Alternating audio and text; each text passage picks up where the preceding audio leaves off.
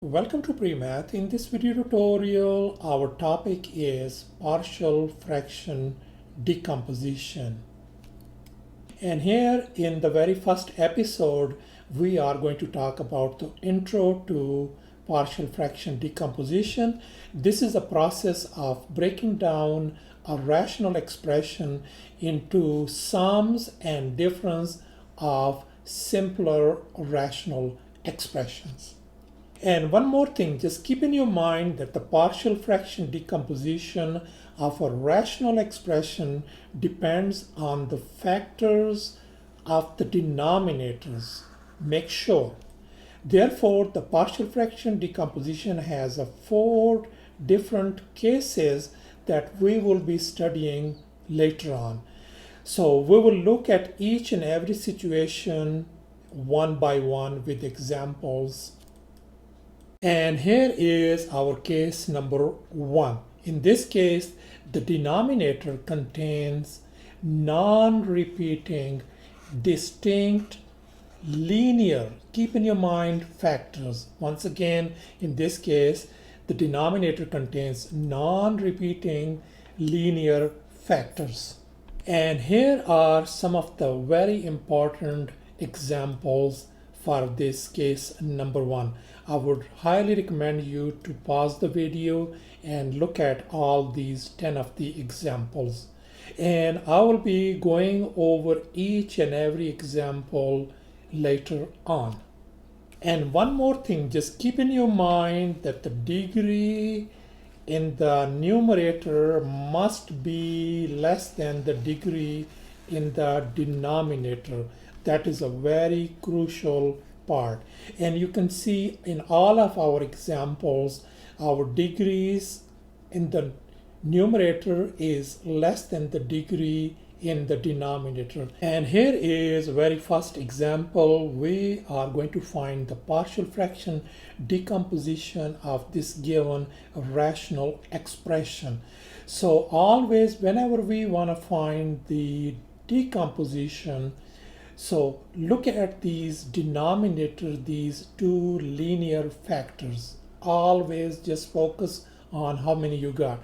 You just put down plus, okay, this is what I am going to do. The first factor is x plus 2. I put it down at the denominator and then put a plus sign, and then I'm going to put another one, x minus 3. So far so good.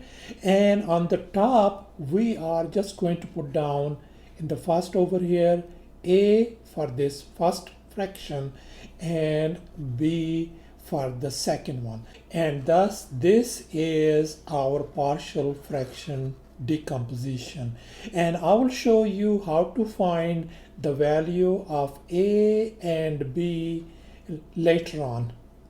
And here is our next example. Let's go ahead and do the same process. Once again, we are going to find the partial fraction decomposition. And as far as our denominators are concerned, we have 2 linear factors. I am going to write down x for the first fraction plus, in the second fraction, I'm going to write down x plus 1, as you can see. And then on the top, you just put down a for this first fraction and b for the second, and that is our partial fraction decomposition. And once again, I will show you how to find a values and b values later on. And in this next example, we're going to repeat the same process. Let's start off with that thing. Let's focus on the denominator. We have 2 linear factors. So I'm going to write down in the first fraction 2x minus 3, the first linear factor, then plus the second one is x plus 1. And then at the top, I'm going to put a for the first fraction and b for the second one, and that is our partial fraction decomposition. And here in our next example, we got 3 linear factors in the denominator. As you can see, That means we are going to put down three fractions.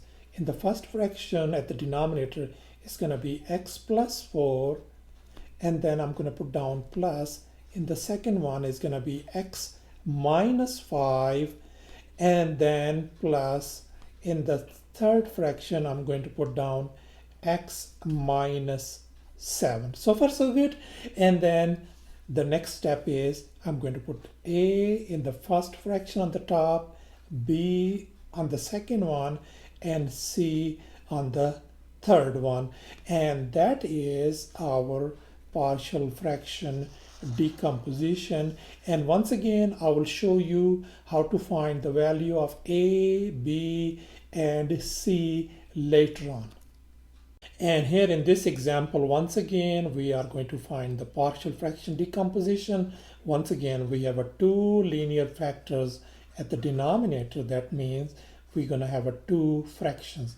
First at the denominator is going to be x, and the second is going to be 5x minus 4, and on the top it is going to be a for the first factor and first fraction rather, and b on the second one.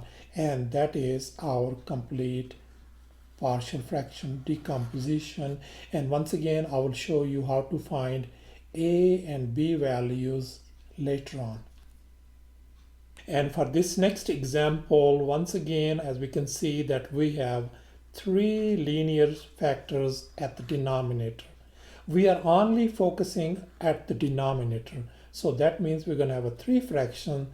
The first one is going to be x minus 1 at the denominator, plus in the second fraction x plus 2, and finally x minus 3 in the third fraction.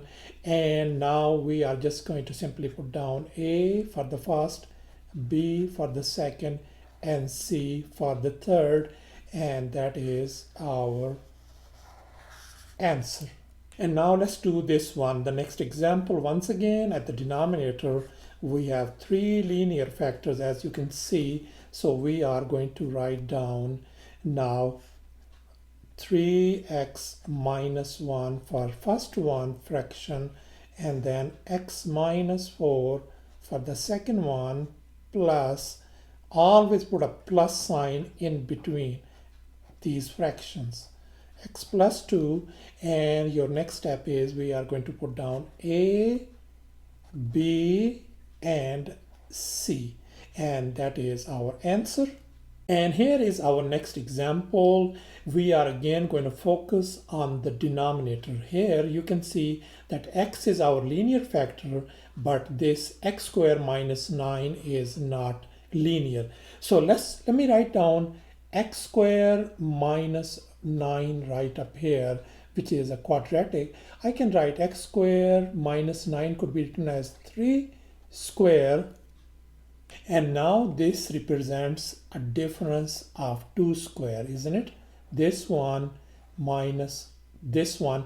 So we're going to be using this fact, a square minus b square is always equal to a minus b times a plus b. So that means this could be simply written as x minus 3 times x plus 3. So far so good. So now over here, this is what I am going to do.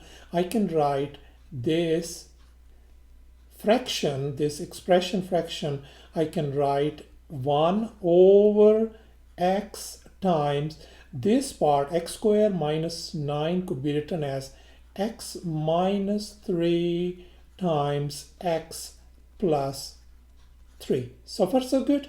Now you can see that we got these three linear factors, isn't it?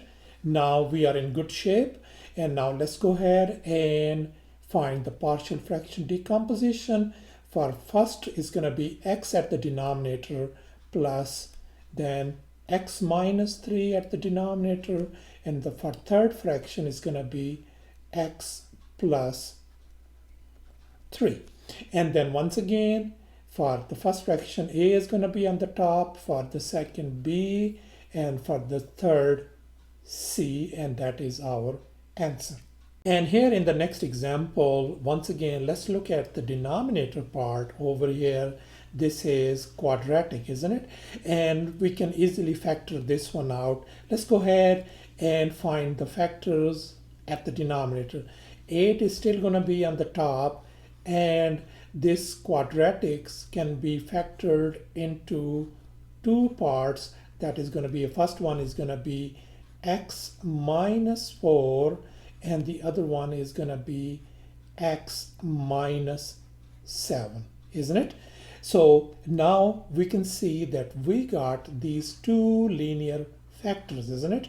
So we got two linear factors. That means now we can easily find the partial fraction decomposition. The first fraction is going to be x minus 4, and then plus the second fraction, the denominator is going to be x minus 7, and on the top is going to be simply a for this one and b for the second fraction, and that is our answer.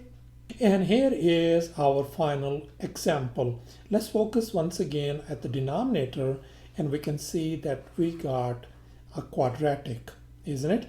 And we can see that this could easily be factored out. So let's go ahead and find the factors. On the top still is going to be x minus 19, and at the denominator this part could be easily factored out into two linear ones. The first one is going to be x minus 3, and the other one is going to be x plus 5, isn't it?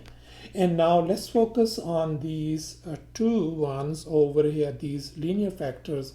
We got two linear factors right now, these two. That means we are going to put down two fractions.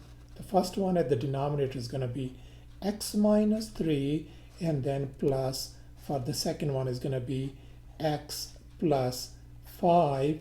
And finally we are going to have a on the top and b for the second fraction. And once again I will show you later on how to find a and b values. Welcome to Premath. In this video tutorial, our topic is partial fraction decomposition. And in this episode number 2, we have a case number 2, where the denominator contains the repeating factors. And here are some of the examples, as you can see. And we call them repeating. Look at this denominator. Example 2.1, x plus 4 power 2 could be written as x plus 4 times x plus 4. No wonder we call it, they are repeating themselves. Likewise over here, x minus 2 power 3 could be written as x minus 2 times x minus 2 times x minus 2. That means it is repeating itself 3 times. And one more thing, that the degree in the numerator must be less than the degree in the denominator. And as you can see in our examples, the degree in the numerators is indeed less than the degree in their denominator. And here is our very first example. We are going to find the partial fraction decomposition of this rational expression.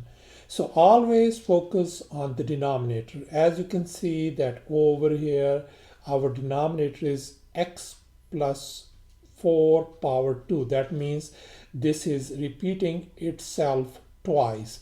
That means we are going to put two fractions, 1 and then plus 1 more. Always keep in your mind. And the first one is going to be just simply x plus 4, only x plus 4.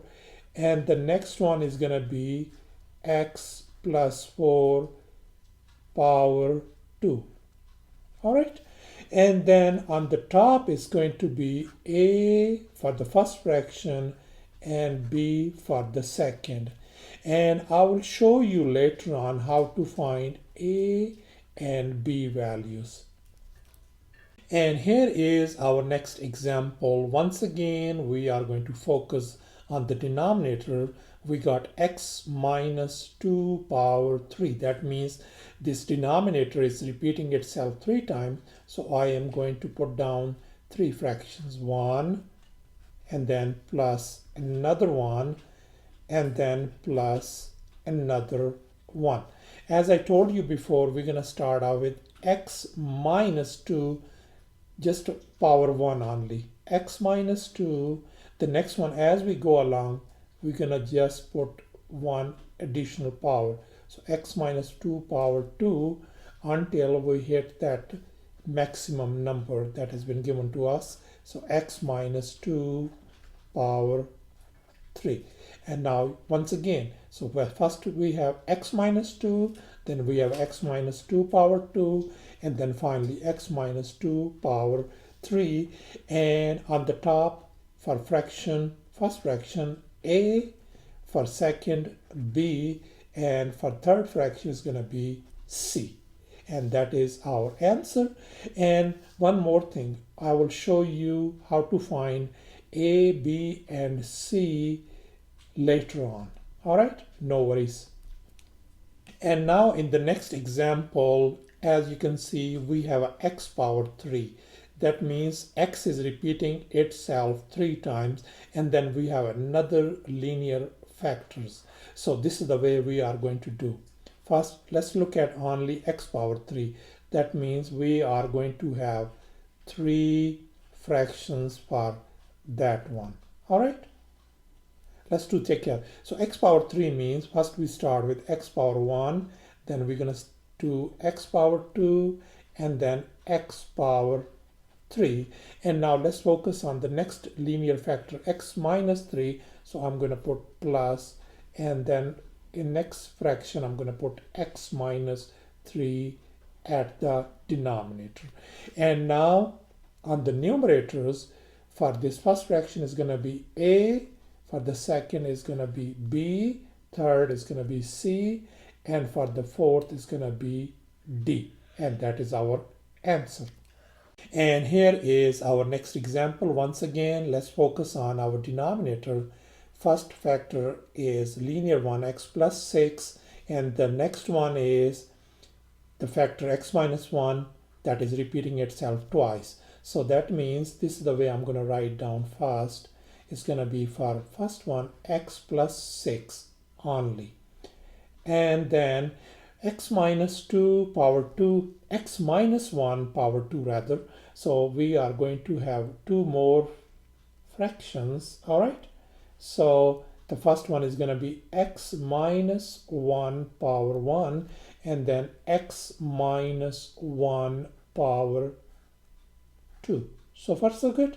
And as far as the numerators are concerned, we're going to have a on the top for first one, B for the second, and C for the third.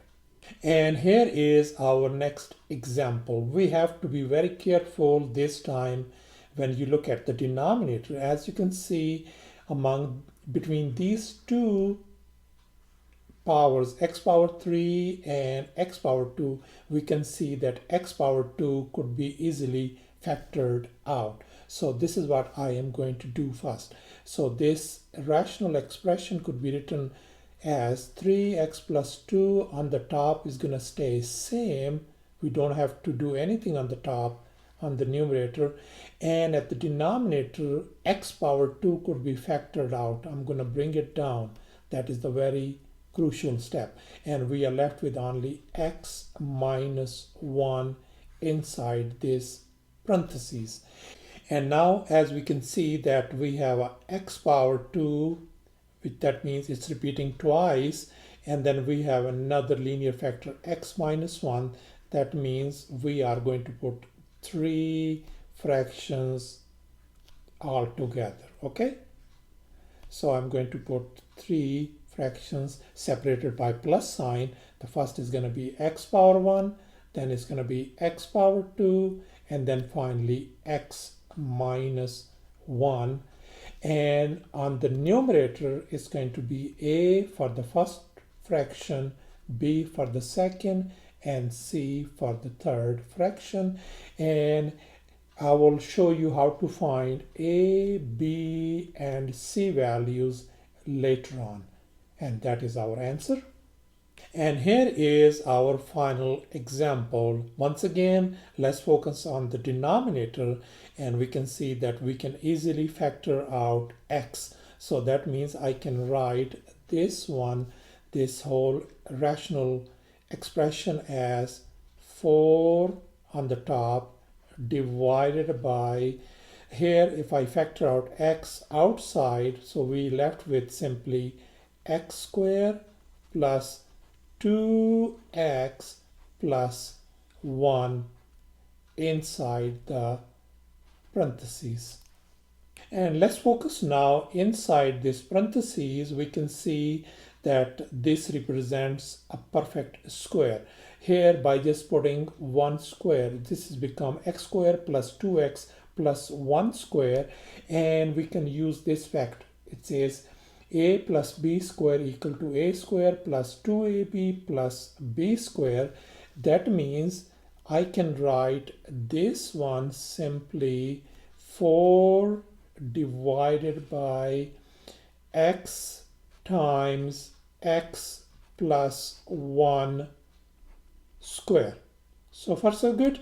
And now we are going to find the partial fraction decomposition, and here we have a x, one linear factor, and then x plus 1 power 2 means it's repeating twice. So that means I can write first fraction is going to be simply x at the denominator, and for the next two fractions we are going to just simply put down x plus 1 power 1, and then it's going to become x plus 1 power 2.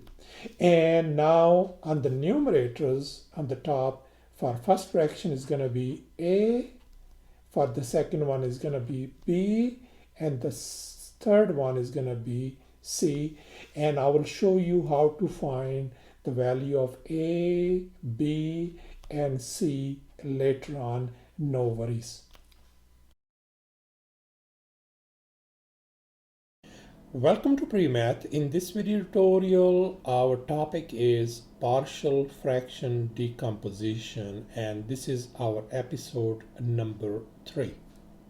And this time we will be discussing case number 3. In this case, the denominator contains quadratic factors.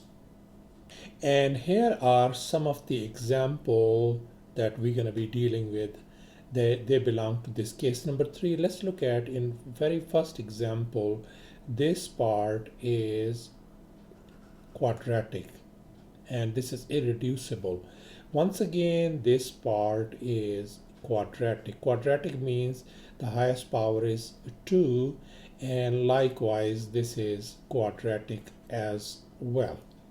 And one more thing, just keep in your mind that the degree in the numerator must be less than the degree in the denominator. And as you can see in all of these examples, the degree in the numerator is indeed less than the degree in the denominator. And here is our very first example, and we are going to find the partial fraction decomposition of this rational expression. We again are going to focus on the denominator part. As you can see in the denominator, the first factor is obviously linear, and the second one is quadratic. So we have two factors. That means we are going to get two fractions, the first one plus the next one. Okay, so now for the first one, since this is a linear, so I am going to just put down x plus 2 over here, and the next one is quadratic.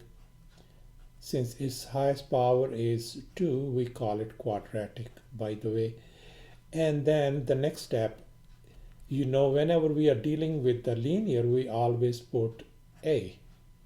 I'm sure you learned it from your previous episodes. And as far as the quadratic factor is concerned, we always put bx plus c. Always remember that is going to be the case when we are dealing with the quadratic factor. And here is our next example.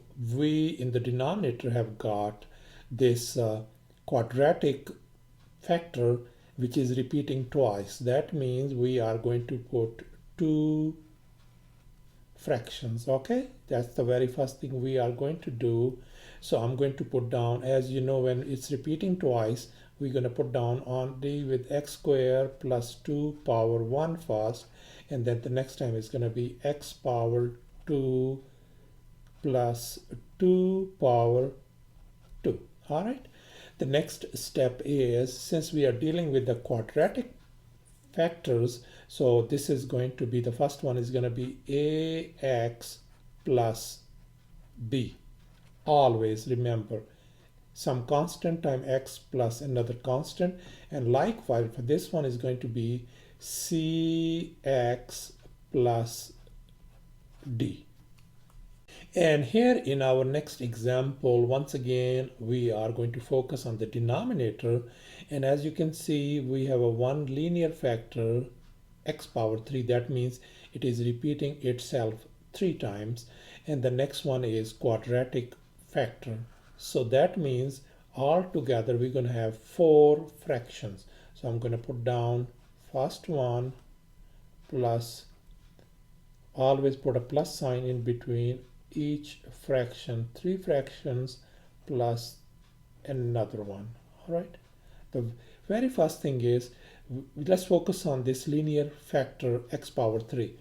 As you know that the first is going to be x power 1, then it's going to be x power 2 in the denominator, and then x power 3 when they are linear and when they are repeating themselves. And the second one is our quadratic factor, so I am going to put down x power 2 plus 3. Now let's take care of the numerator. So since this is linear, I'm going to put simply an a constant, some constant a. For this one, second fraction is going to be a b, third one is going to be a c, and for the fourth fraction, since this is a quadratic, so we have to be very careful. So this is going to become dx plus e. All right.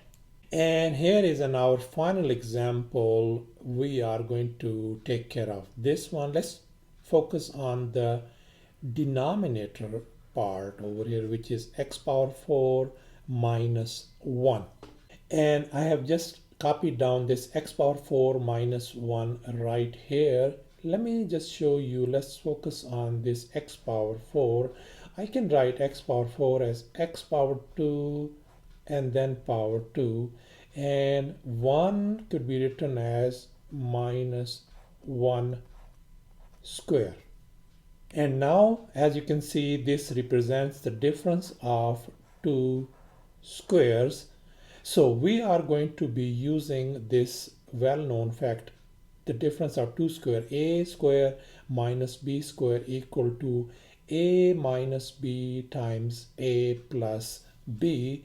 That means I can write this one as x squared minus 1 times x squared plus 1. And now we are going to focus on the first parenthesis, this part only, x squared minus 1, which could be written as x squared minus 1 square. Once again, this represents the difference of 2 squares. We are going to be using the same fact, a square minus b square equal to a minus b times a plus b. Let's go ahead and take care of that one for this part only. So that's going to become simply x minus 1 times x plus 1, and we have already this thing here. I'm going to just bring it down, x squared plus 1. So that means So this is a complete factorization factors of this x power 4 minus 1. So thus this rational expression could be written as 1 over x power 4 minus 1. The complete factors are x minus 1 times x plus 1 times x squared plus 1. So far so good. And now we can see in the denominator we got two linear factors and one quadratic. So we're gonna have three fractions, one plus another one plus another one. So first I am going to put down x minus 1 in the denominator, then x plus 1, and then x squared plus 1. And the next thing we are going to do is on the numerator, on the top part, for this first fraction is going to be a constant, and then it's going to be, the second one is going to be b. And for the third fraction, since this is a quadratic, I'm going to put down cx plus d. And now the next thing is how to find the value of these constants a, b, c, and d. I will show you in our next episode. And finally, here is our case number 4. In this case, we call is improper fraction. In other words, the degree in the numerator is always greater than the degree in the denominator. And here is the example. As you can see in the numerator, our highest power or highest degree is 3, and in the denominator the highest degree is 2. That means this fraction is called improper fraction. And by the way, this case is, we also call it a very special case, and we have to be very careful when we bump into this kind of scenario. And when finding the partial fraction decomposition, in this case, I will show you two nice different methods later on. Welcome to Premath. In this video tutorial, we are going to find the partial fraction decomposition of this given rational expression. And by the way, this is our episode number 4. Let's go ahead and get started. We know at the denominator we have linear factors, so we are going to put down, since there are two fractions, I'm going to put down x plus 2 for the first one, and then plus x minus 3 for the second one. And on the top is going to be a constant a for the first fraction and constant b for the second. And now our task is to find the value of a and b. Let's go ahead and get started.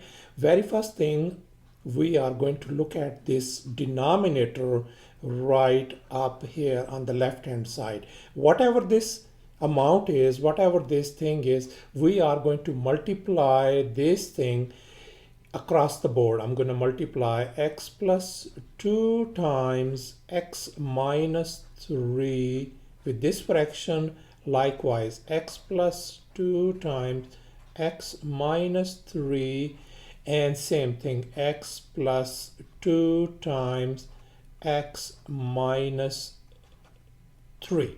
Now the next step is, let's look at this thing. As you can see that these two factors cancel with this one, so we just simply ended up with x plus 7 on the left hand side equals to, as you can see, this x plus 2 cancel with this x plus 2, so we ended up with a times x minus 3 plus, and then you can see that this x minus 3 cancel with this x minus 3, so we ended up with b times x plus 2. So far so good. And I am going to call this equation number 1. And in the next step, we have this quick trick. It says, look for the linear factors in the denominator. Look at on this side, there are two linear factors in it. One is x plus 2, the other one is x minus 3. I am going to set these one. I'm going to write down x plus 2, and on this side, I'm going to write down x minus 3. I'm going to set both of them equal to 0. Always just do like this thing. So first x value is going to be negative 2, and the second is going to be x equal to positive 3. So we're going to be using these two values right now. And now in the next step, we are going to look at this x equal to negative 2. All right. When we look at the x equal to negative 2, this is what I said, put x equal to negative 2 in this equation number 1. That means wherever we see x, we're going to replace it by negative 2. Let's do that one over here. So this is simply is going to become, equation become negative 2 plus 7 equal to a times negative 2 minus 3. And let's look at this part over here. X, when we replace it by negative 2, this become negative 2 plus 2.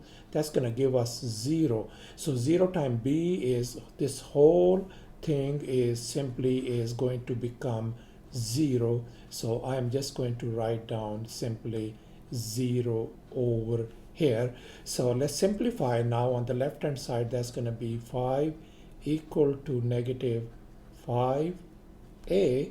That gives us a equal to negative 1. And now in the next step, we are going to look at this next x value, which is 3. So this is what I put down. Put x equal to 3 in equation number 1 like we did before. Okay, so this simply, when we replace x by 3, that's going to become 3 plus 7 equal to, now let's look at this thing. When we put 3 over here, 3 minus 3 is going to become 0. 0 times a, this whole thing is simply is going to become 0. So that's the reason why I am going to put down 0 right up here, plus b times, this is going to be 3 plus 2. Let's simplify that one. So we got 10 on the left hand side equal to 5b, which tells us that b turns out to be simply 2. So thus our a value turns out to be negative 1 and b equal to 2. And here in our fraction, wherever we see a, we are going to replace it by negative 1, and wherever we see b, we are going to replace it by 2. And here is our final answer. Welcome to Premath. In this video tutorial, we are going to find the partial fraction decomposition of this given rational expression, and this is our episode number 5. So as you can see in the denominator, we have two linear factors. That means we're going to have our partial fraction is going to have two fractions. Okay, so the first one is going to be x at the denominator, the other one is going to be x plus 1. And for the numerator on the top, this a constant is going to be for the first fraction, and constant b is going to be for the second fraction. And our task is to find these a and b values. All right, so let's move on to our next step. Let's focus on this, the denominator right up here on the left hand side, which is x times x plus 1. We are going to go ahead and multiply this quantity across the board. I'm going to multiply right up here x times x plus 1, and over here x times x plus 1, we are going to multiply each and every fraction across the board. All right, and now as you can see that this x cancels out with this x, and this x plus 1 is gone with this x plus 1, so we simply ended up with x plus 4 on the left hand side equals to, over here this x and x is gone, so we have over here a times x plus 1, and over here x plus 1 is gone with this x plus 1, so we ended up with plus b times x, and I am going to call this equation number 1.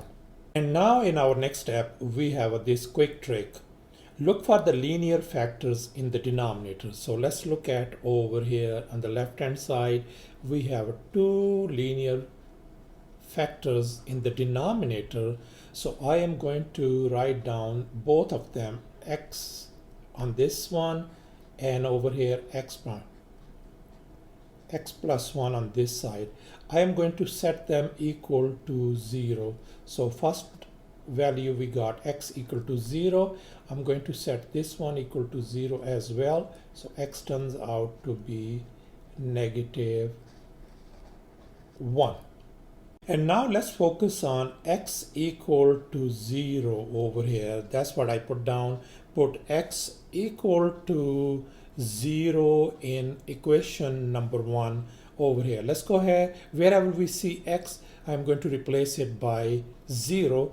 So on the left hand side is going to simply become 0 plus 4 equal to a times 0 plus 1, and over here this x is 0 as you can see.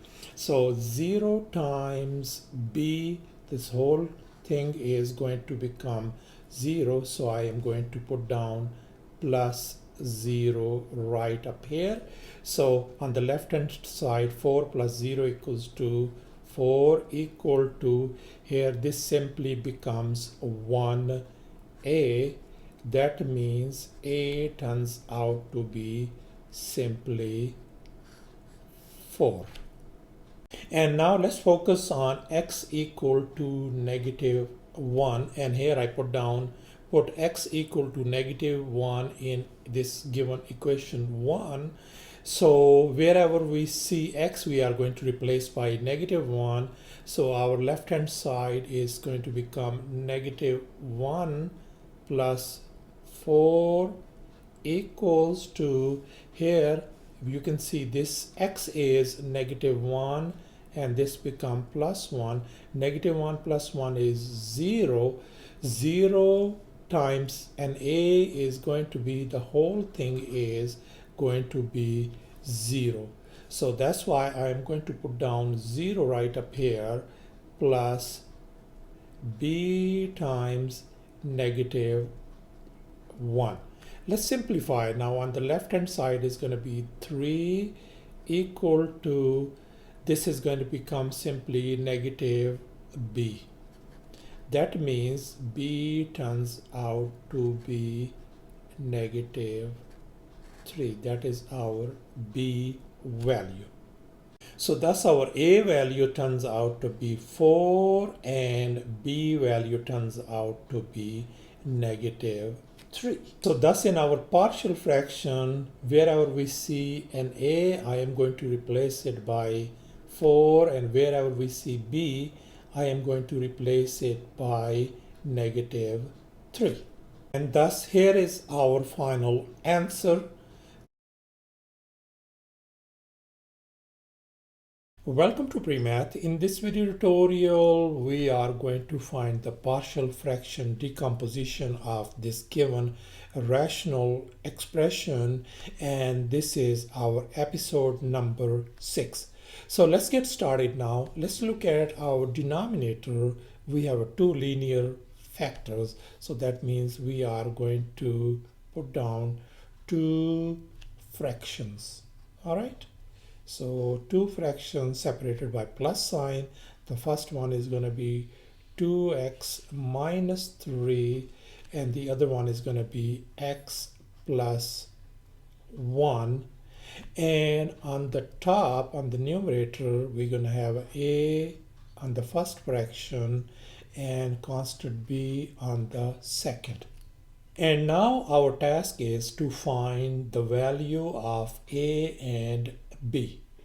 Now in our next step, let's focus on this denominator, this part over here on the left hand side. 2x minus 3 times x plus 1, we are going to multiply this, whatever this quantity is, across the board. I'm going to multiply over here on this fraction 2x minus 3 times x plus 1 on this term, and I'm going to do the same thing, 2x minus 3 times x plus 1, and finally 2x minus 3 times x plus 1. So far so good. And now let's focus on over here on the left hand side. This 2x minus 3 cancel with this 2x minus 3, x plus 1 is gone with this x plus 1. So we simply ended up with x minus 4 on the left hand side equals to, now let's look at this right hand side, 2x minus 3 is gone with this 2x minus 3. So we have a times x plus 1, and then plus, let's look at this over here. This x plus 1 is gone with this x plus 1. So that means we ended up with b times 2x minus 3, and I'm going to call this one as an equation number 1. And now let's look at this quick trick. It states look for linear factors in the denominator.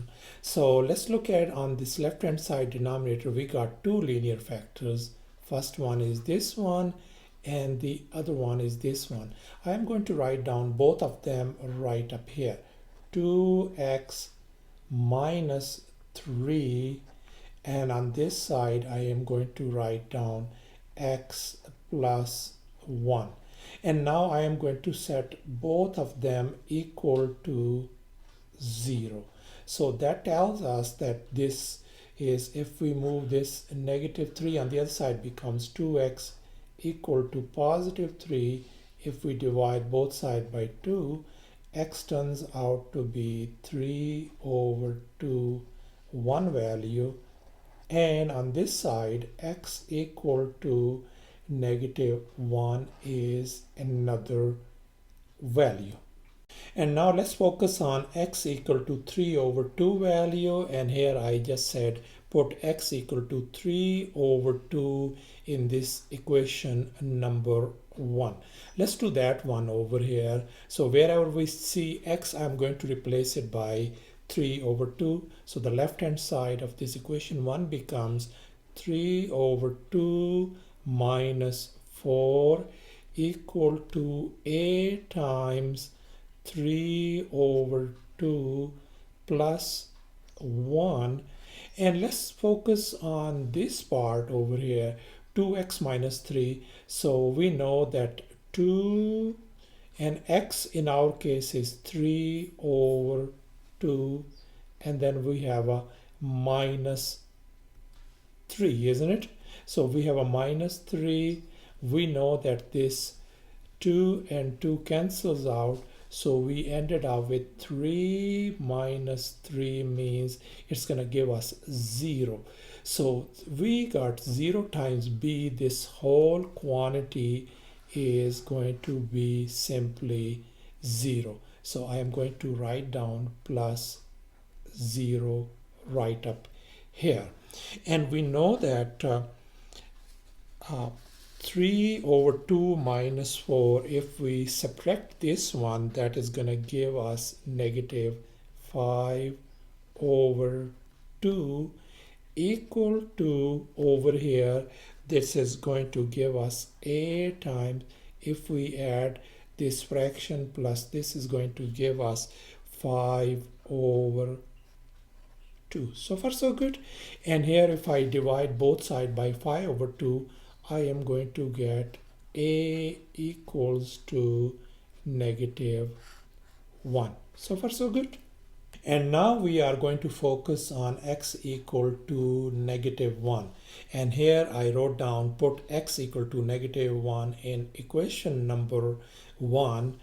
So let's go ahead, wherever we see x, I'm going to replace it by negative 1. So the left hand side is simply going to become negative 1 minus 4 equals to, and here we can see if I replace x by negative 1 and this is positive 1, negative 1 plus 1 is going to give us 0.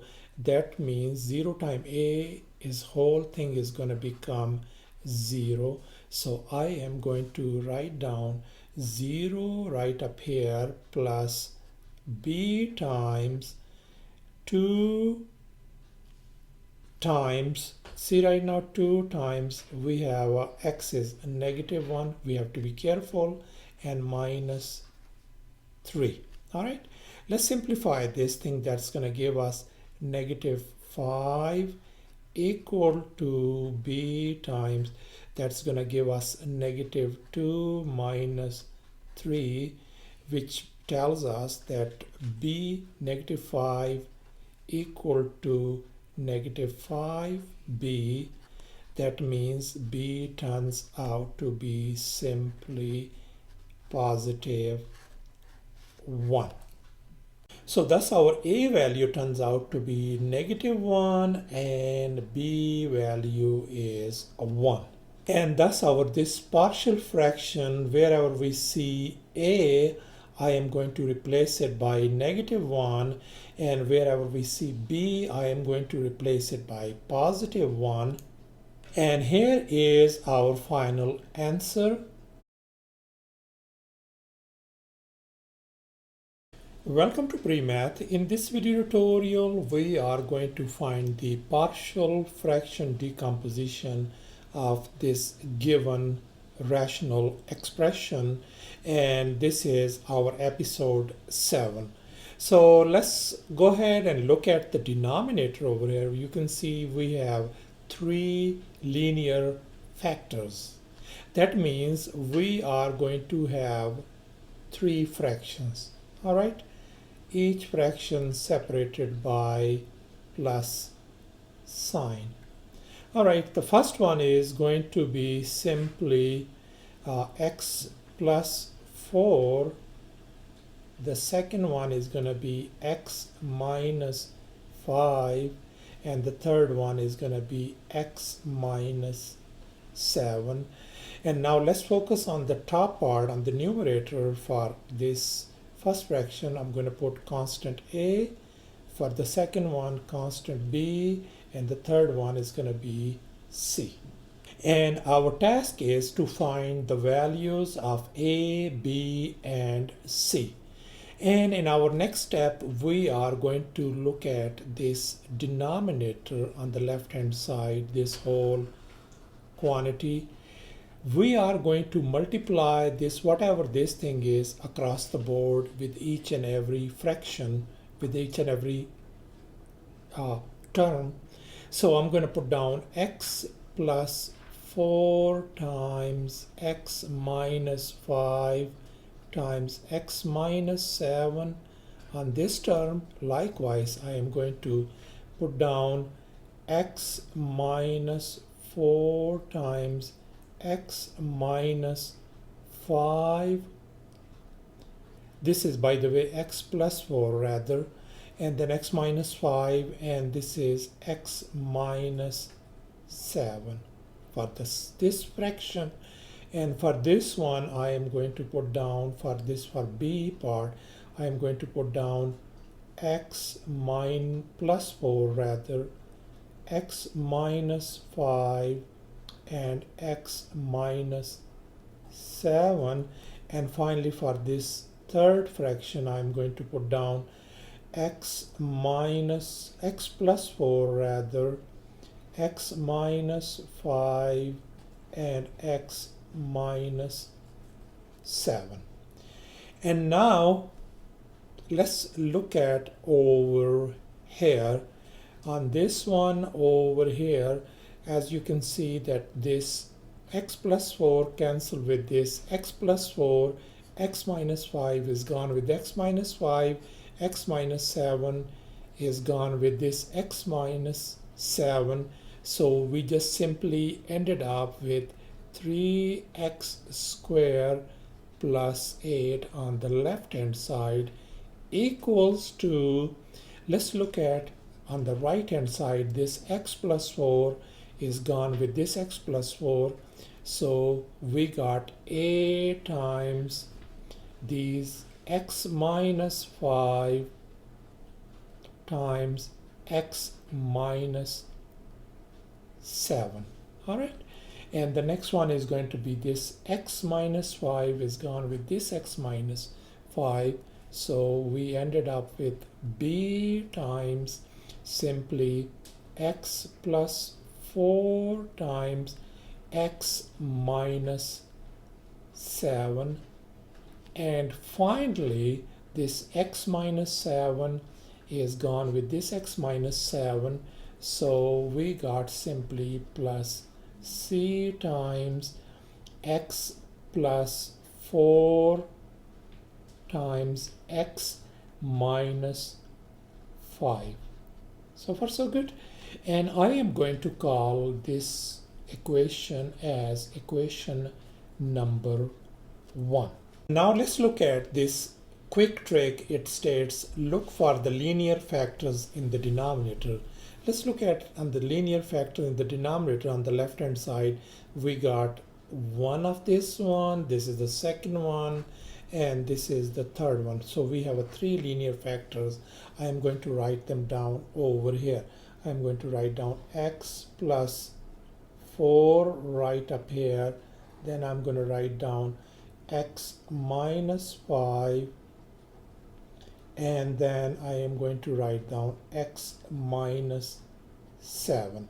And the next step is I am going to set each and every one equal to 0. Let's set each and every one equal to 0. That means we're going to have x equal to negative 4 as 1x value. We got x equal to positive 5 is another one, and finally x equal to positive 7. And now let's look at this value x equal to negative 4 first. I have just wrote down put x equal to negative 4 in this equation number 1. That means wherever we see x, we are going to replace it by negative 4. Let's go ahead and do that thing. That is going to become simply 3 times negative 4 square plus 8 on the left hand side equal to a times, this is going to be x is negative 4 and then negative 5 and then times negative 4 minus 7. So far so good. So right now, so this is what it is. And now let's focus on this part over here. If I put x equal to negative 4 and then we have a plus 4, that is going to become 0. That means 0 times b times this factor, this whole thing is going to become 0. All right. Likewise over here in the next one over here, same thing over here. When we replace x by negative 4 plus 4, that is going to give us 0. So 0 times c times this factor, whole thing is going to become 0. So I am simply going to write down 0 plus 0. Now let's go ahead and simplify this thing. So this 3 times Negative 4 square is going to be simply 16 plus 8 equal to a times, that's going to give us negative 9 times negative 11. So that is going to give us 48 plus 8 equal to 99a, isn't it? So that means 56 equals to 99a. That tells us that a turns out to be simply 56 over 99. This is our a value. And now let's focus on x equal to 5 value, and here I have wrote down put x equal to 5 in this given equation 1. Let's go ahead and replace x by 5. So that is going to simply become 3 times, this equation 1 is going to become 3 times 5 square plus 8 equals to, let's look at this one, the very first over here, 5. If I replace x by 5, so this is going to become 5 minus 5, that's going to give us 0. 0 means that this whole 0 multiplies to the whole this part, so that is going to give us 0. All right, so now so I'm going to put down simply 0 plus b times simply 5 plus 4 times 5 minus 7, and then plus here once again, here we see that this is x minus 5. We replace x by 5. 5 minus 5 is going to give us 0. So when we multiply 0, this whole term, that is going to become, the whole term is going to become 0. So I am going to write down plus 0 here as well. Let's simplify this thing. That is going to give us 3 times 25 plus 8 equals to, that is going to become b times, this is 5 plus 4 is going to become 9 times negative 2. And here I'm going to go this way. Now I am going to put down on this side, that is going to be 3 times 25 is going to be 75 plus 8 is going to become simply 83.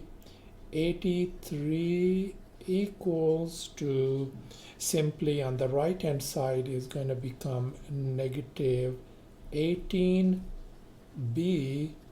That gives us simply b equals to negative 83 over 18, and this is our b value. And now we are going to look at this x equal to 7 value, and here I have wrote down put x equal to 7 in this equation number 1. So wherever we see x, we are going to replace it by 7. So we are going to have on the left hand side, I'm going to put down 3 times 7 square plus 8 equal to, let's look at this part over here. We know that this 7, x minus 7, we know x is 7 minus 7 is going to give us 0. 0 times this whole term is going to become 0. So we know that this part is going to become 0. Likewise over here, this is x minus 7. Once again, 7 minus 7 is going to give us 0. So 0 means that this whole term is going to become 0. All right. So let's put down 0 plus 0, and then plus finally we have a c times, let's replace x by 7, so 7 plus 4 times 7 minus 5. All right, and now let's go ahead and simplify now, and here we got 3 times 7 squared is 49 plus 8 equal to, over here c times, this is going to become 11 times simply 2, and here when we multiply 3 times 49 is going to give us 147 plus 8 is going to become 155 equals to 22c. That means c is going to be 155 divided by 22, and this is our c value. And thus we got a equal to 56 over 99, the b value negative 83 over 18, and c value turns out to be 155 over 22. So thus our partial fraction simply becomes, wherever we see a, I am going to replace it by 56 over 99. Wherever we see b, we are going to replace it by negative 83 over 18. And by the way, this c is going to be replaced by 155 over 22. And here are our fractions on the top: 56 over 99, negative 83 over 18, and 155 over 22. And here is our final answer.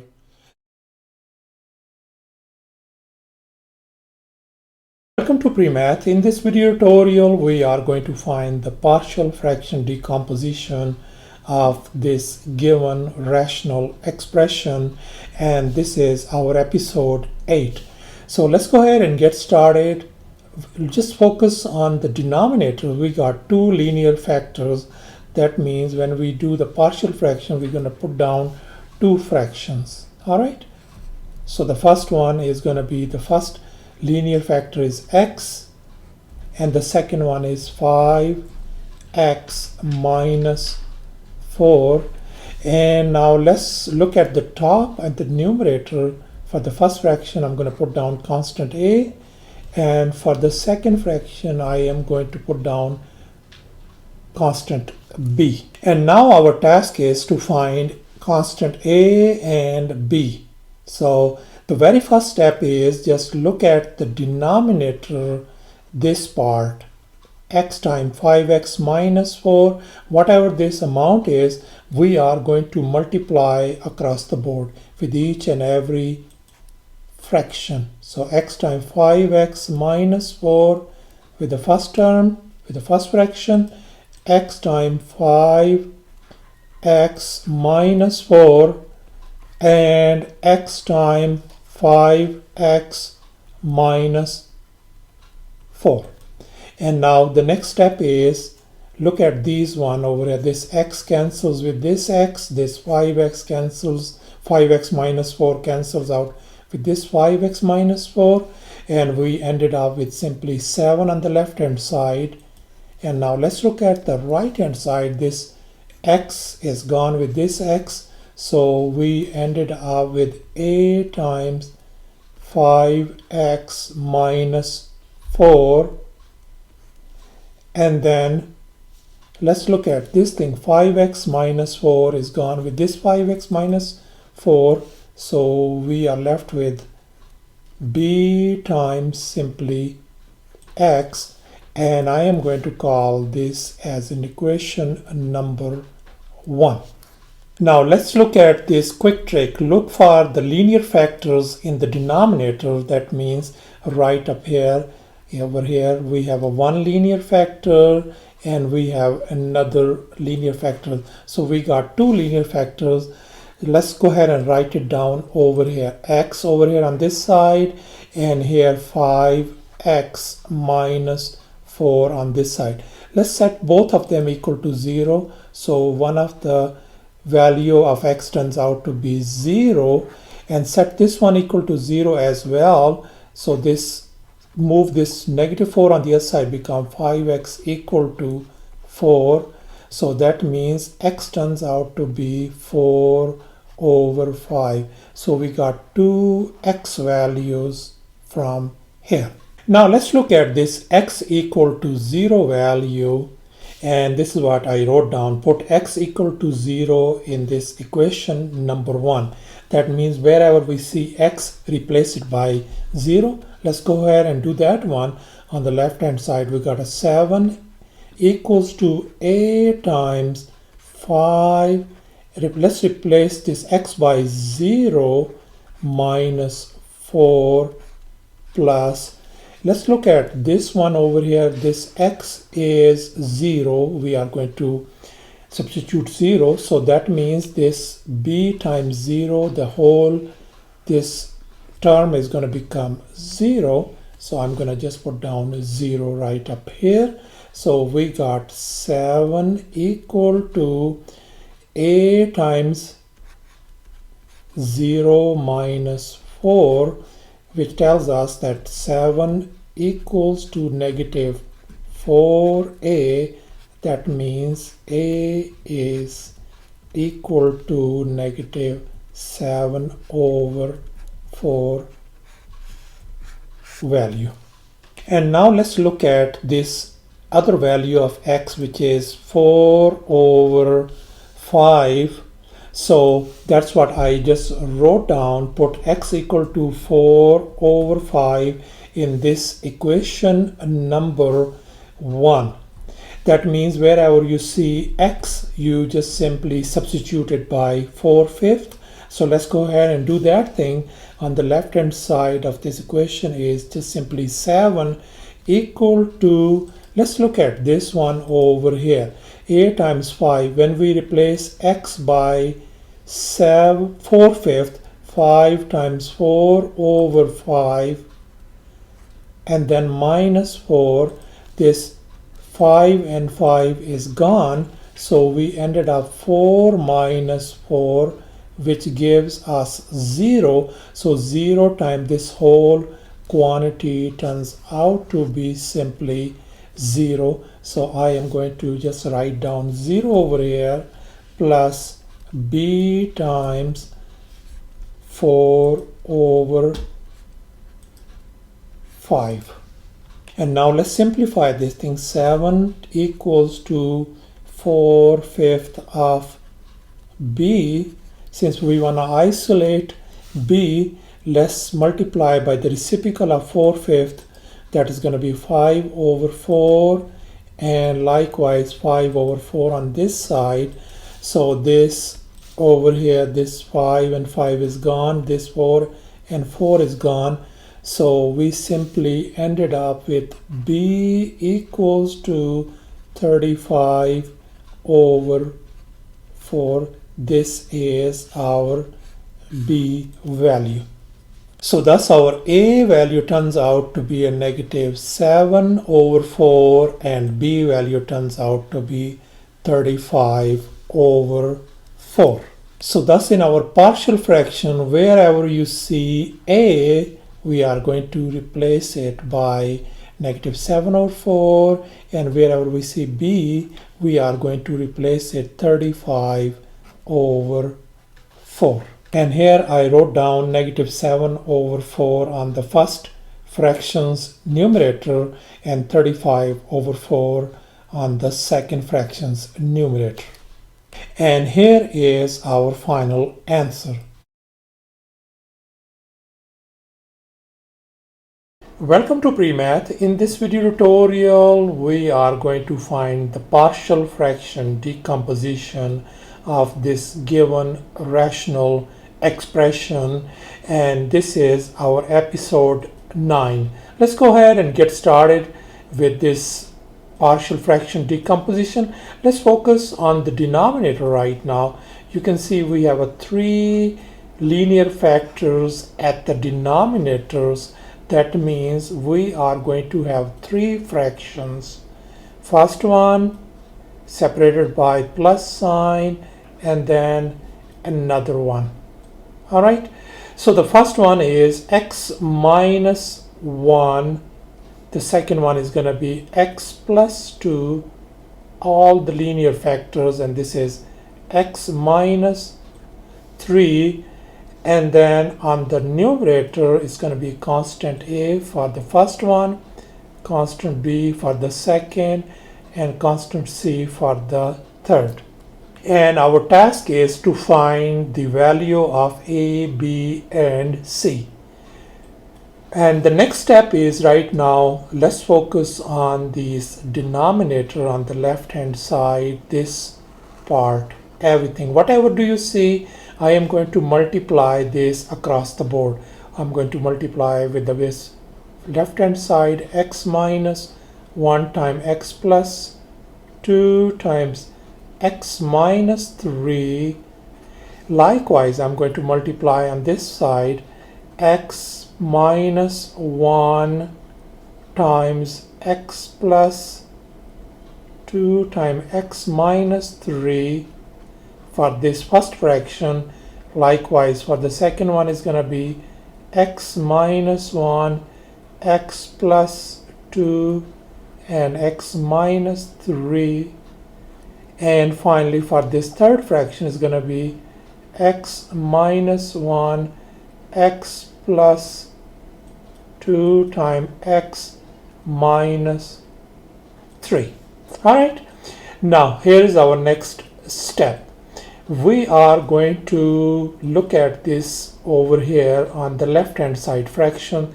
This x minus 1 cancel with this x minus 1, x plus 2 is gone with this x plus 2, and x minus 3 is gone with this one. So we simply ended up with 12 plus 5x minus 4x squared on the left hand side equals to, and now let's focus on this right hand side. This x minus 1 is gone with this x minus 1. So we ended up with a times x plus 2 times x minus 3 plus, let's go ahead and look at the second fraction. This x plus 2 cancel with this x plus 2. So we are left with b times x minus 1 times x minus 3. And finally, this x minus 3 is gone with this x minus 3. So we got simply plus c times x minus 1 times x plus 2. And I am going to call this big long equation as number 1. And here is our next step. We're gonna be looking at this quick trick. Look for linear factors in the denominator, and we can see that we got these three linear factors, x minus 1, x plus 2, and x minus 3. I am going to write them down over here. X minus 1 separated by a bar, or I'm going to put the second one right here, x plus 2, and then finally I'm going to put x minus 3 over here. I am going to set each and every these one equal to 0. Okay, so that means this very first is going to become x equal to positive 1. The second one is going to become x equal to negative 2, and finally x equal to positive 3. So we got 3x values. And now let's focus on this x equal to 1 value over here. I have just wrote down, put x equal to 1 in this equation 1. That means wherever we see x, we are going to replace it by 1. So let's go ahead and do that one. So this equation 1 is going to become, on the left hand side is 12 plus 5 times 1 minus 4 times 1 square equals to, over here, a times 1 plus 2 times 1 minus 3. And now let's look at this over here. X minus 1, we know x is 1. 1 minus 1 is going to make it a 0. 0 means that when b multiplied to this 0 and everything, this whole term is going to become 0. Likewise, look at this one over here. X minus 1, once again x is 1 minus 1 means 0. 0 times the whole thing is going to become 0 as well. So I am going to write down over here plus 0 plus 0. Let's simplify furthermore. Over here this is 12. 5 times 1 is 5 minus 1 square is 1. 1 times negative 4 is negative 4 equals to a times 3 times negative 2, which is going to give us, if you simplify that thing, that's going to give us 13 on the left hand side equal to negative 6a. That tells us that a turns out to be negative 13 over 6. That is our a value. And now let's focus on x equal to negative 2. And here I wrote down, put x equal to negative 2 in this equation 1. So that means wherever we see x, we are going to replace it by negative 2. Let's go ahead and get started.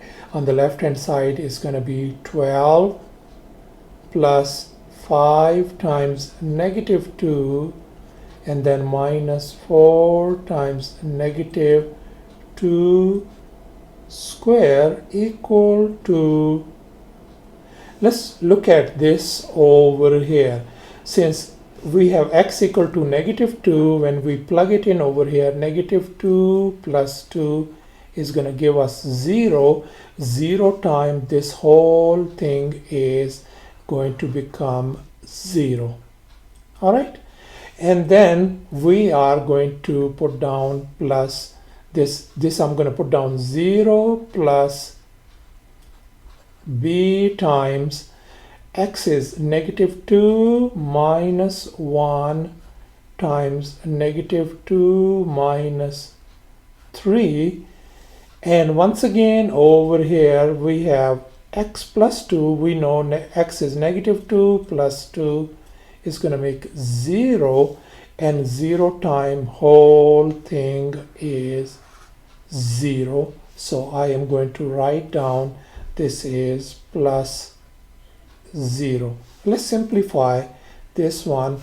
So on the left hand side, that is going to be 12 minus 10, and here we got simply negative 4. 2 square is 4. 4 times negative 4 is going to make negative 16 equals to, on this side, that is going to be b times negative 3 times negative 5. And let's simplify this thing. That is going to be negative 14 equals to positive 15b. That means that our b value is going to be negative 14 over 15. So this is our b value. And now finally, let's look at this x equal to 3 value. And here I wrote down, put x equal to 3 in this equation 1. That means wherever we see x, I am going to replace it by 3. Let's go ahead and get started. On the left hand side is going to become 12 plus 5 times 3 minus 4 times 3 square equals to, let's look at over here, when I put this x replaced by 3, 3 minus 3 is going to make it a 0. 0 means this whole thing is going to become 0. Likewise, if you look at this next term, so this x replaced by 3 and then minus 3, that's going to make it a 0. 0 times this whole thing is going to become 0 as well. So I'm going to write down 0 plus 0 plus, we have a then c times x, we are being replaced by 3, 3 minus 1 times 3 plus 2. Let's simplify this thing. On the left hand side is 12 plus 15, and here 3 square is 9, 9 times negative 4 is negative 36 equals to, here this c times 2 times 3 plus 2 makes 5. Okay, so on the left hand side, when we simplify this thing, that is going to give us negative 9 equals to 10c. That means c turns out to be negative 9 over 10, our c value. So thus our a value turns out to be a negative 13 over 6, b value is negative 14 over 15, and c value negative 9 over 10. So thus in our partial fraction, wherever we're going to see a, I am going to replace it by negative 13 over 6, b being replaced by negative 14 over 15, and c by negative 9 over 10. And thus, as you can see, that a and b and c are being replaced by these fractions on the top. And here is our final answer. Welcome to Premath. In this video tutorial, we are going to find the partial fraction decomposition of this given rational expression, and this is our episode number 10. Now let's go ahead and get started with the partial fraction decomposition. Let's focus on the denominators over here. As we can see, we have 3 linear factors. As you can see that one, that means we are going to have 3 fractions.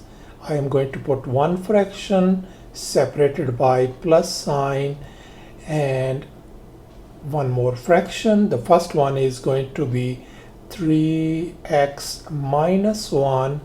The second one is going to be x minus 4. And the last one is going to be linear factor x plus 2. Now let's focus on the numerator. For the first fraction is going to be constant a, for the second is going to be constant b, and third fraction is going to be constant c. And now our task is to find the values of a, b, and c. So the very first thing that we are going to do is look at the denominator over here on this fraction. Whatever stuff do you see, I am going to multiply this one with each and every term. Let's go ahead and multiply that one. I'm going to multiply 3x minus 1 times x minus 4 times x plus 2. on this left hand side, I am going to do the same thing over here. 3x minus 1 times x minus 4 times x plus 2. I multiply with the first fraction. Likewise, I'm going to do 3x minus 1 times x minus 4 times x plus 2 for the second fraction, and likewise I'm going to multiply 3x minus 1, x minus 4, and x plus 2. So far so good. Now let's look at this one on the left hand side. As you can see that this 3x minus 1 cancels out. This 3x minus 1, x minus 4 is gone with this x minus 4, and this x plus 2 is gone with this x plus 2.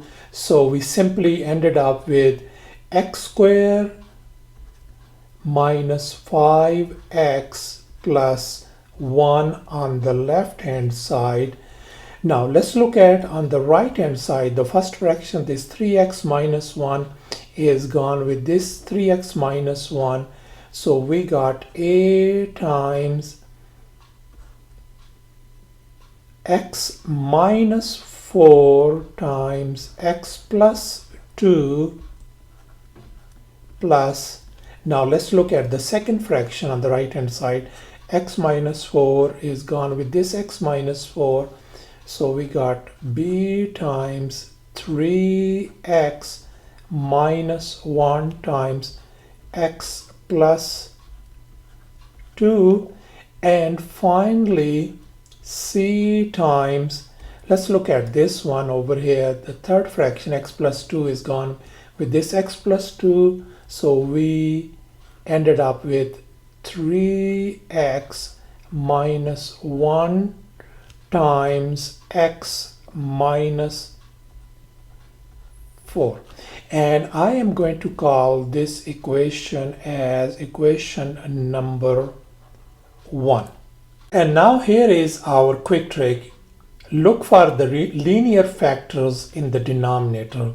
So as you can see, we have 1, 2, and 3 linear factors.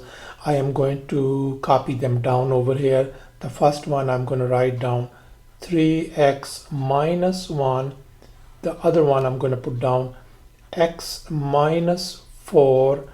And the third one I'm going to put down x plus 2. I'm going to set each and every one equal to 0. All right. So that means if we move this negative 1 in this side, we are going to have 3x equal to positive 1. That means x is going to be 1/3. So one of our x value is going to be 1/3, and here x equal to positive 4, and the third x value is going to be x equal to negative 2. And now let's focus on this x equal to 1/3 value, and here I wrote down put x equal to 1/3 in this equation number 1. That means wherever we see x, I am going to replace it by 1/3. Let's go ahead and get started. So that is x squared is going to become 1/3 square minus 5 times 1/3 plus 1 equal to a times 1/3 minus 4 times 1/3 plus 2. And now let's look at this one over here, b times 3x minus 1, and we know x is 1/3, so 3 times 1/3 minus 1. 3 times 1/3 is 1 minus 1 is going to give us 0. That means 0 times the whole this term is going to become 0. Likewise, in the next term, same thing. X is being replaced by 1/3, so this becomes 3 times 1 over 3 minus 1. 3 times 1/3 is 1 minus 1 is going to give us 0. 0 times the whole thing is going to become 0. So no wonder I am going to put down plus 0 plus 0 right up here. Let's simplify now. This 1 over 3 squared is going to simply become 1 over 9 minus this become 5 over 3 plus 1 equal to, let's simplify that, let's add these fraction plus the whole number. That is, when you do this thing, that's going to give us negative 11 over 3. So we have to be very careful, and times that is going to be 7 over 3. And now in the next step, I have just copied down this part right up here, and I have just simplified it step by step. The only thing I did is 1 could be written as 1 over 1, and we know that the least common denominator or least common multiple is 9.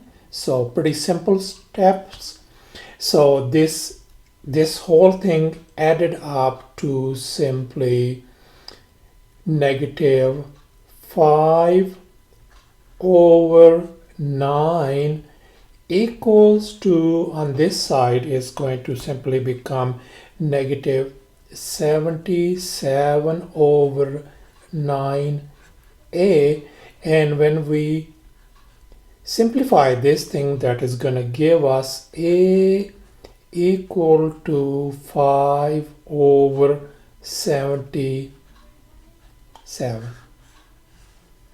So what we did is, on this side is we just simply multiplied by the reciprocal of this one, so we got 5 over 77. And now let's look at this x equal to 4 value, and here I wrote down, put x equal to 4 in equation 1. So that means this time wherever we see x, we are going to replace it by 4. So equation number 1 is simply going to become 4 square minus 5 times 4 plus 1 equal to, let's look at this over here. This, when we replace x by 4, this is going to become 4 minus 4. That is going to give us 0. 0 means that this is going to multiply to the whole thing is going to become 0. All right. So I'm going to put down 0 plus, and then we got a b times 3 times x is 4 minus 1 times 4 plus 2, and then plus. Let's once again look at this part over here. We know x is 4 this time. 4 minus 4 is going to give us 0. When we multiply 0, this whole term is going to become, this whole thing is going to become 0. So I am going to put down 0 over here. Let's simplify now. So that is going to become 16 minus 20 plus 1 equal to b times, this is going to become 12 minus 1 is going to be 11 times 6. And let's simplify furthermore. On the left hand side, that is going to give us negative 3 equals to 66b, and that means b is simply is going to be negative 1 over 22. If we divide both sides by 66, and when we reduce it, when we are going to get 1 over 22. And now let's look at this x equal to negative 2 value finally. And here I wrote down x equal to, put x equal to negative 2 in equation 1. So that means wherever we see x, we are going to replace it by negative 2. So this equation number 1 simply is going to become negative 2 square minus 5 times negative 2 plus 1 equals to, let's look at over here. When we replace x by negative 2, so negative 2 plus 2 is going to become 0. When you multiply 0 to the whole, this term is going to become 0. So this term I'm going to put down 0 plus, the next one is, once again, this one, x is being replaced by negative 2 plus 2 is going to give us 0. 0 times this whole thing is going to become 0 as well. So I'm going to write down 0 again, plus then c times over here 3 times negative 2 minus 1 times negative 2 minus 4. Let's simplify now over here. Negative 2 square is simply going to become positive 4 plus 10 plus 1. And on this side, c times this is going to become negative 6 and negative 1 becomes negative 7 times negative 6. So I'm going to go this way now. We simplify this thing, that is going to become 15 equals to 42c.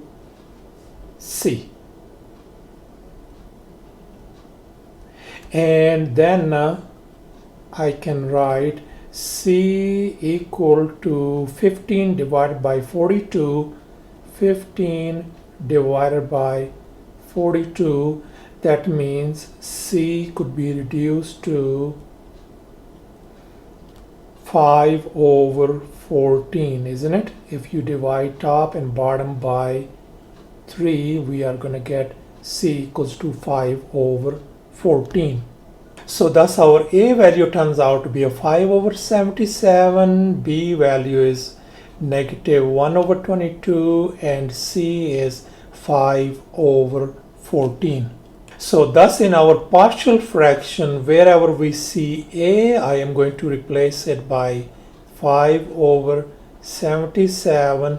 Wherever we see b, we are going to replace it by negative 1 over 22, and c being replaced by 5 over 14. And here are our fractions on the top of this partial fraction. And here is our final answer. Welcome to Premath. In this video tutorial, we are going to find the partial fraction decomposition of this given rational expression, and this is our episode 11. So let's focus on this rational expression. Let's focus on this part only, x squared minus 9, which looks like a quadratic, and we want to see, can we reduce this one, can we factor it out? Let me go ahead and write down this x squared minus 9 right up here, and we can see that x squared and 9 I can write 3 square. And now we can see that this is a difference of 2 squares, so we are going to use this well-known fact. A square minus b square could be written as a minus b times a plus b.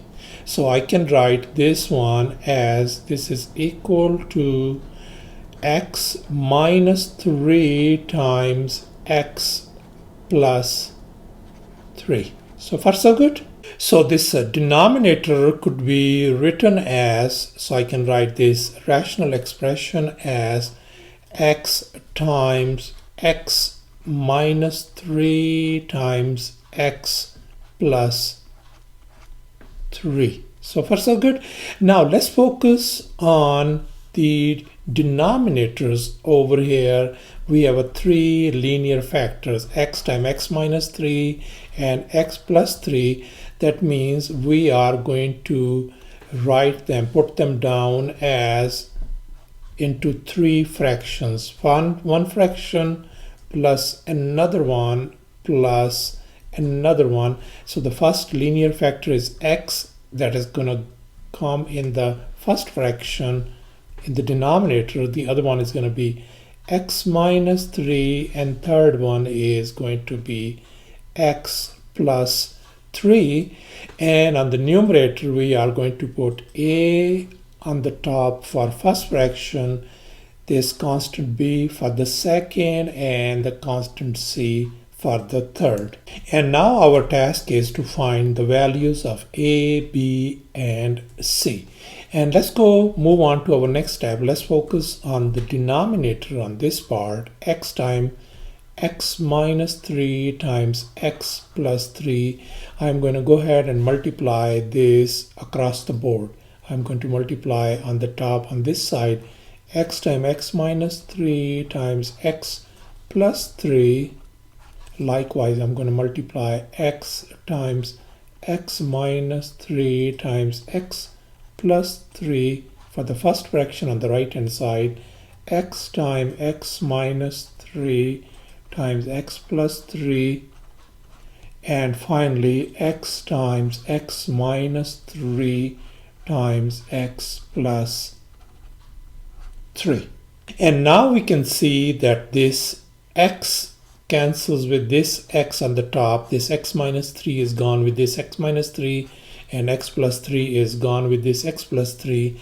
So we ended up with 1 on the left hand side equals to, likewise over here this x cancels with this x, so we got a times x minus 3 times x plus 3.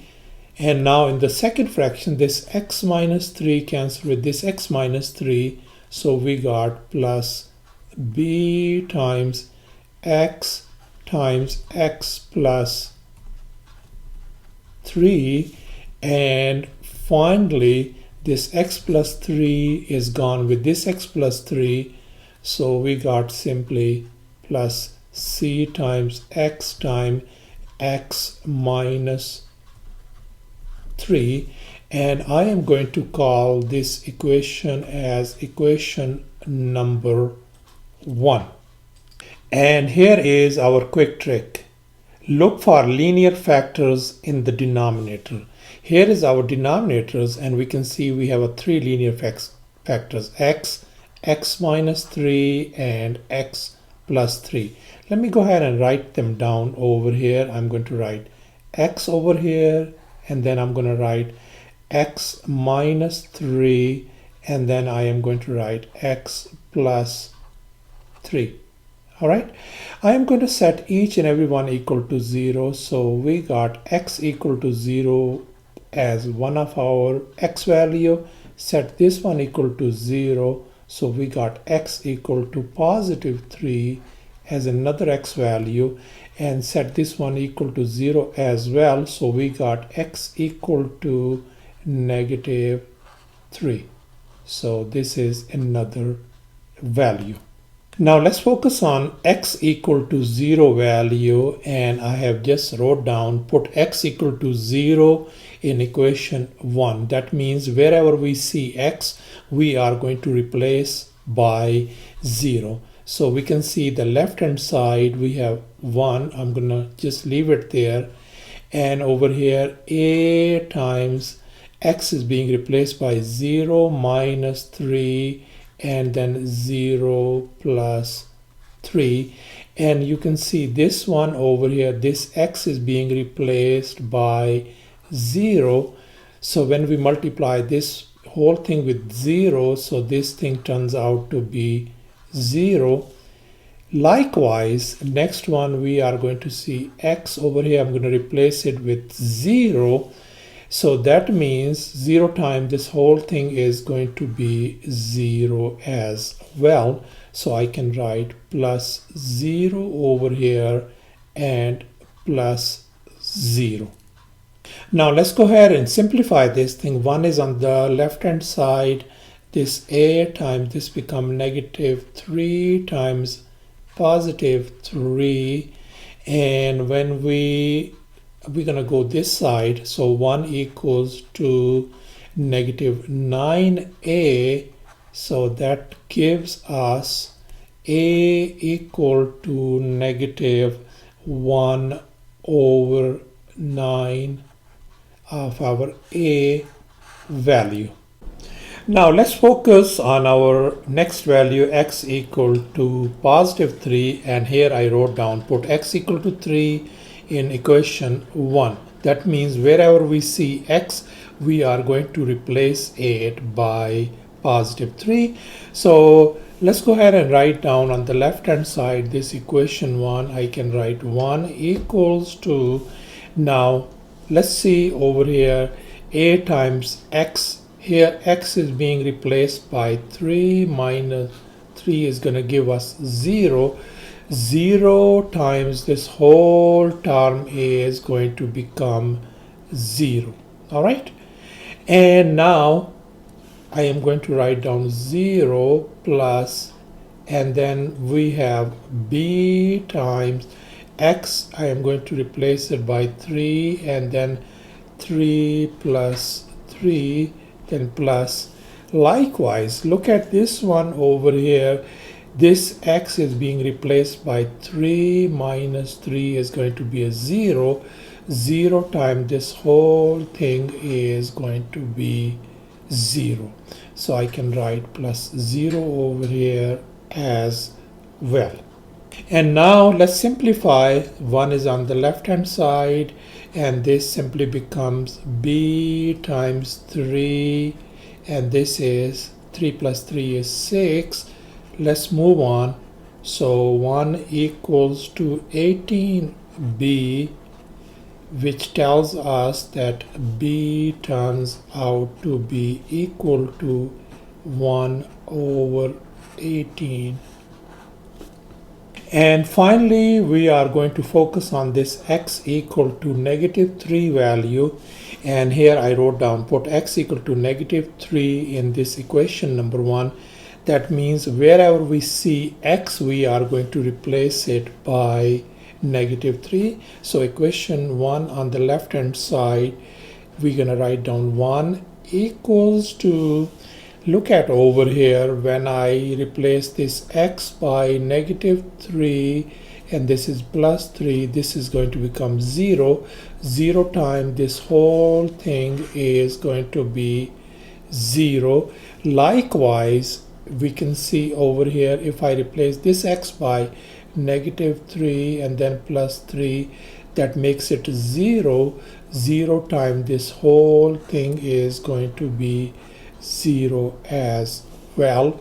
So I can write 0 plus 0 plus c times, over here this is negative 3, we are replacing x by negative 3, and this becomes negative 3 minus 3. That gives us 1 equal to c times negative 3 times negative 6.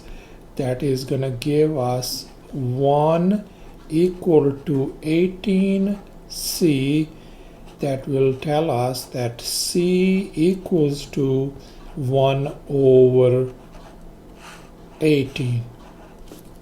So thus we figured out our a value as negative 1 over 9, b value is 1 over 18, and c value as 1 over 18 as well. So thus wherever we see in this our partial fraction, wherever we see a, I'm going to replace it by negative 1 over 9. Wherever we see b, I'm going to replace it by 1 over 18, and for c, 1 over 18 as well. And here, as you can see, that these fractions showed up on the top right here. And here is our final answer. Welcome to Premath. In this video tutorial, we are going to find the partial fraction decomposition of this given rational expression. And this is our episode 12. So let's go ahead and get started. Let's focus on the denominator part, this one, x squared minus 11x plus 28, which is a quadratic expression, and we can see that we can factor this one out. So let's go ahead and factor this one out. Let's do this one over here. I can write 8 over the possible factor is going to be x minus 4 times x minus 7. So always make sure that if there's a possibility that you can factor them out. Now we can see that we have two linear factors at the denominator, which is x minus 4 and x minus 7. And now we are going to do the partial fraction decomposition. So I can just simply write two fractions, one fraction and then separated by plus sign, another one. So I'm going to put down x minus 4, the first linear factor, and then x minus 7, another linear factor. And then on the top, on this first fraction, I am going to put down constant a, and for the second fraction, constant b. And now our task is to find the values of a and b. And here is the next step. Let's focus on the denominator part on this fraction over here, x minus 4 times x minus 7.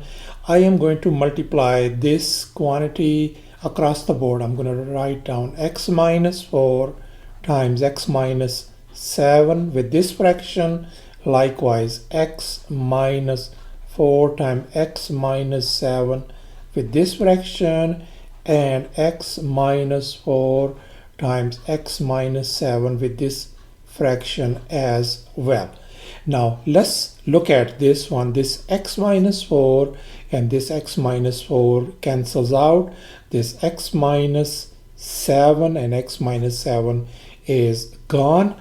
So we simply ended up with 8 on the left hand side equals to, on the right hand side, this x minus 4 is gone with this x minus 4. So we are left with a times x minus 7 plus b times, let's look at this one, x minus 7 is gone.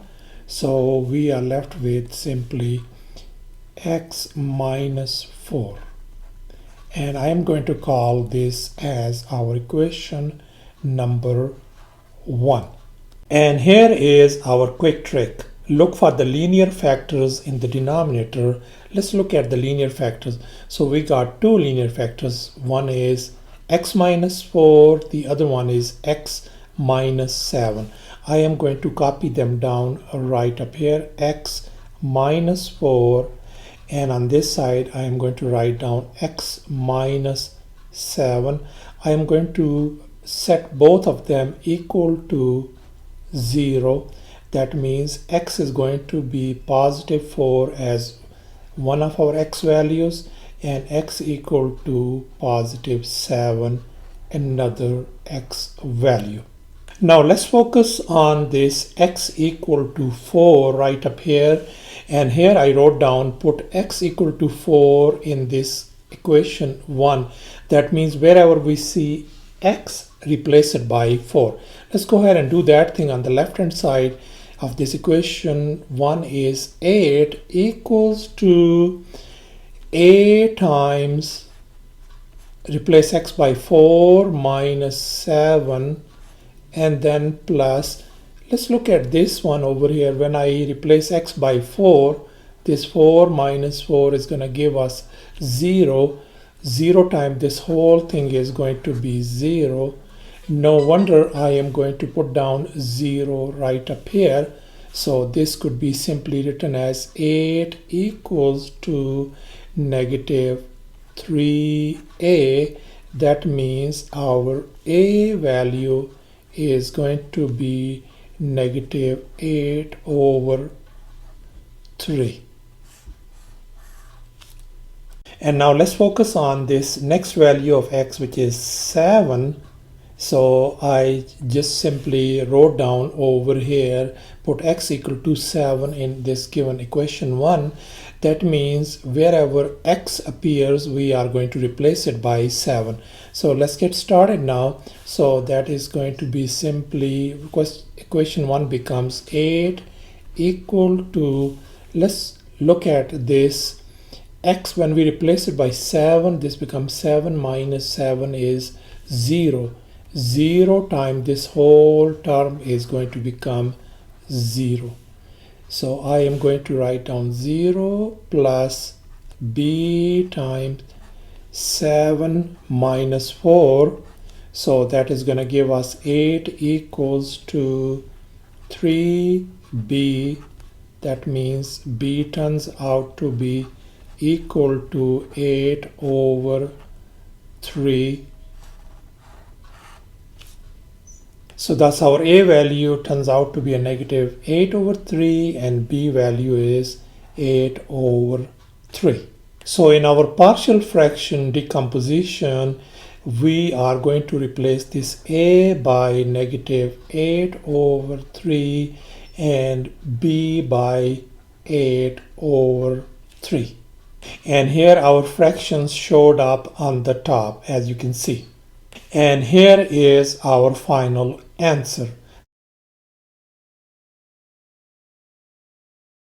Welcome to Premath. In this video tutorial, we are going to find the partial fraction decomposition of this given rational expression, and this is episode 13. So let's look at the denominator of this rational expression. It is x squared plus 2x minus 15, and we can see that this could be easily factored out. So let's go ahead and take care of that thing. X minus 19 is still going to stay on the top, so the denominator, this could be factored out into x minus 3 and x plus 5, two linear factors. So far so good. And now we are going to find the partial fraction decomposition of this rational expression. So I'm gonna look at these two linear factors, means we're gonna have a two fractions separated by plus sign. The first one is gonna be x minus 3 at the denominator. The other one is gonna be x plus 5. And on the numerator, for the first fraction is going to be constant a, for the second one is going to be constant b. And our task is to find the values of a and b. And here is our next step. Let's focus on this denominator, x minus 3 times x plus 5. I am going to multiply this equation across the board. I'm going to multiply on this side x minus 3 times x plus 5, likewise x minus 3 times x plus 5 with this fraction, and x minus 3 times x plus 5 for this fraction. So let's look at this one over here. This x minus 3 is gone with this x minus 3, this x plus 5 cancels out with this x plus 5, so we are left with x minus 19 on the left hand side equals to, let's look at this thing on the right hand side, x minus 3 cancel with this x minus 3, so we are left with a times x plus 5 plus, once again on this side x plus 5 is gone with this x plus 5, so we are left with b times x minus 3, and I am going to call this as an equation number 1. And here is our quick trick. Look for linear factors in the denominator. Over here, let's look at the denominator. We have x minus 3 is one linear factor, and the other one is x plus 5. So I am going to write down those linear factors right up here. I'm going to copy them down, x minus 3 right up here, and then x plus 5 on this side. I'm going to set both of them equal to 0. That means x is going to be positive 3, one of our x values, and the other one is going to be x equal to negative 5, another x value. Now let's look at this x equal to 3 value first, and I wrote down put x equal to 3 in this equation 1. That means wherever we see x is being replaced by 3. So on the left hand side this becomes 3 minus 19 equal to a times 3 plus 5. And now let's focus on this b times, when I replace this x by 3, minus 3 becomes 0. 0 times this whole term is going to become 0. So I'm going to write down 0 right up here. On the left hand side we got negative 16 equals to 8a. That means a is going to be negative 2. And now let's focus on the value x equal to negative 5, and I wrote down put x equal to negative 5 in this given equation 1. That means wherever we see x we are going to replace by negative 5. So on the left hand side becomes negative 5 minus 19 equals to, over here let's look at this one, when I replace this x by negative 5 and this is plus 5 makes 0. 0 times this whole thing is going to become 0.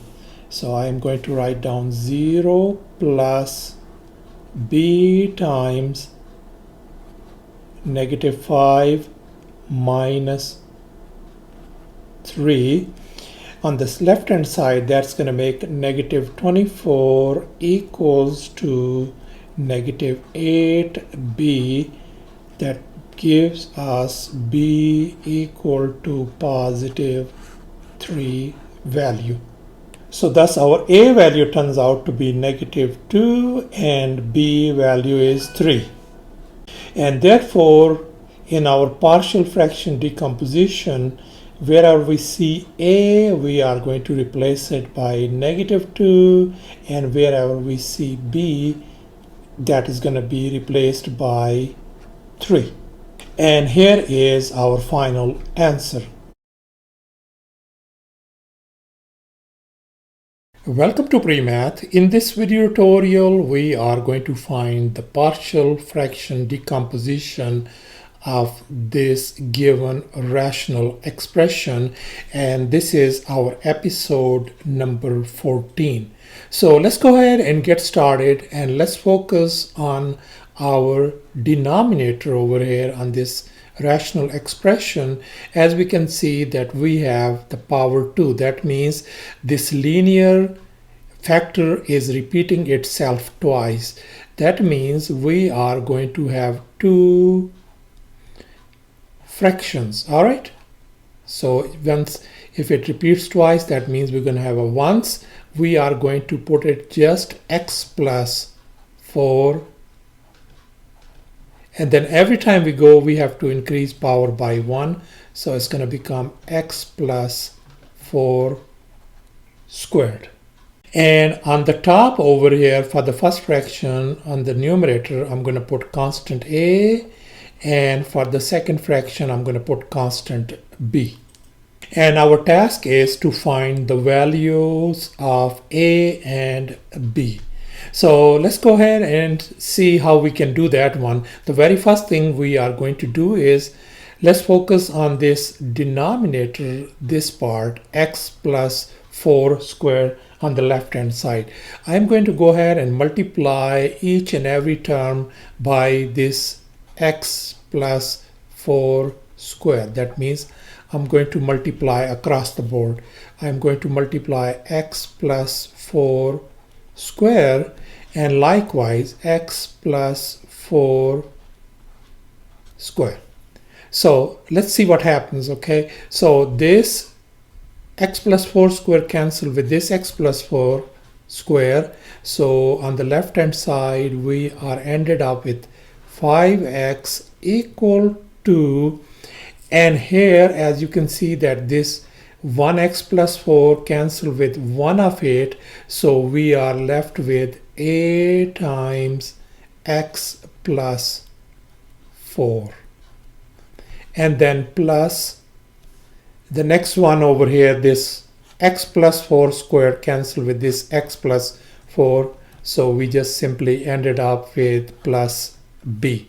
And I am going to call this equation as an equation number 1.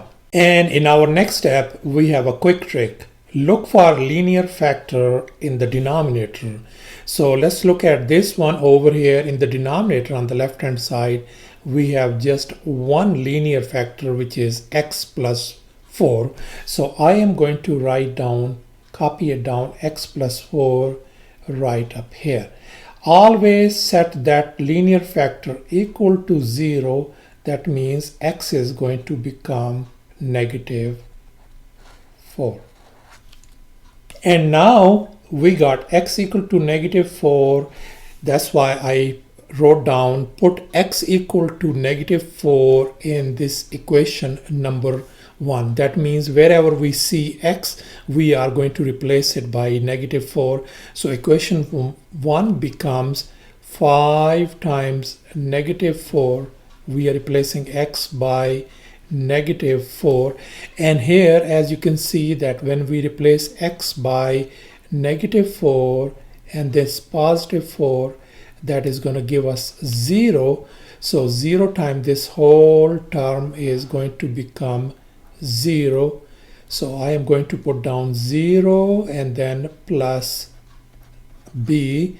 So on the left hand side that is going to become negative 20, and on the right hand side b. That means b turns out to be negative 20. And now in our next step we are going to pick an easy point, and the easiest point could be x equal to 0. So now we are going to put this x equal to 0 in this given equation 1.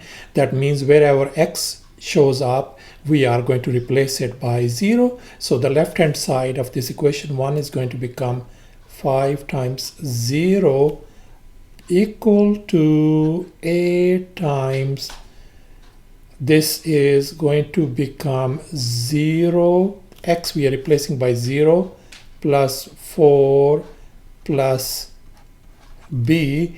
So on the left hand side this is 0 equal to 4a, and we know that b in our case is negative 20. So I am going to move this negative 20 on the other side, becomes positive 20 equal to 4a. I am going to divide both sides by 4 to isolate a. That means a turns out to be 5. So thus our a value turns out to be positive 5 and b is negative 20. So our partial fraction decomposition on the right hand side, wherever you see an a, I am going to replace it by 5, and wherever you see b, we are going to replace it by negative 20. And here are the numbers on the top, on the numerator, a being replaced by 5 and b being replaced by negative 20. And here is our final answer when I put this negative sign in the middle, and that is our answer. Welcome to Premath. In this video tutorial we are going to find the partial fraction decomposition of this given rational expression, and this is our episode 15. And now let's go ahead and focus on the denominator over here, which is x minus 2 power 3. It means that this x minus 2 is repeating itself 3 times.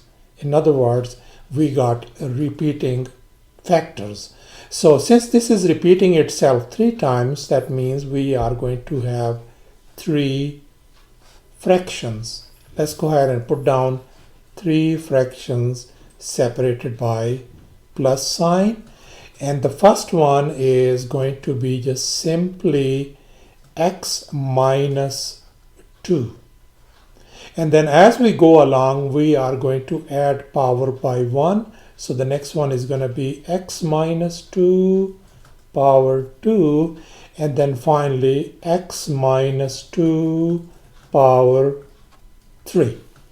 And on the top and the numerator, this is going to be constant a for the first one, constant b for the second, and constant c for the third. And our task is to find the values of a, b, and c. Now let's go ahead and focus on the denominator over here on the left hand side. We got x minus 2 power 3. Let's go ahead and multiply this x minus 2 power 3 across the board. So let's go ahead and multiply x minus 2 power 3 on the first fraction, and then over here x minus 2 power 3 in the very first fraction on the right hand side. Likewise x minus 2 power 3, and now finally x minus 2 power 3 over here.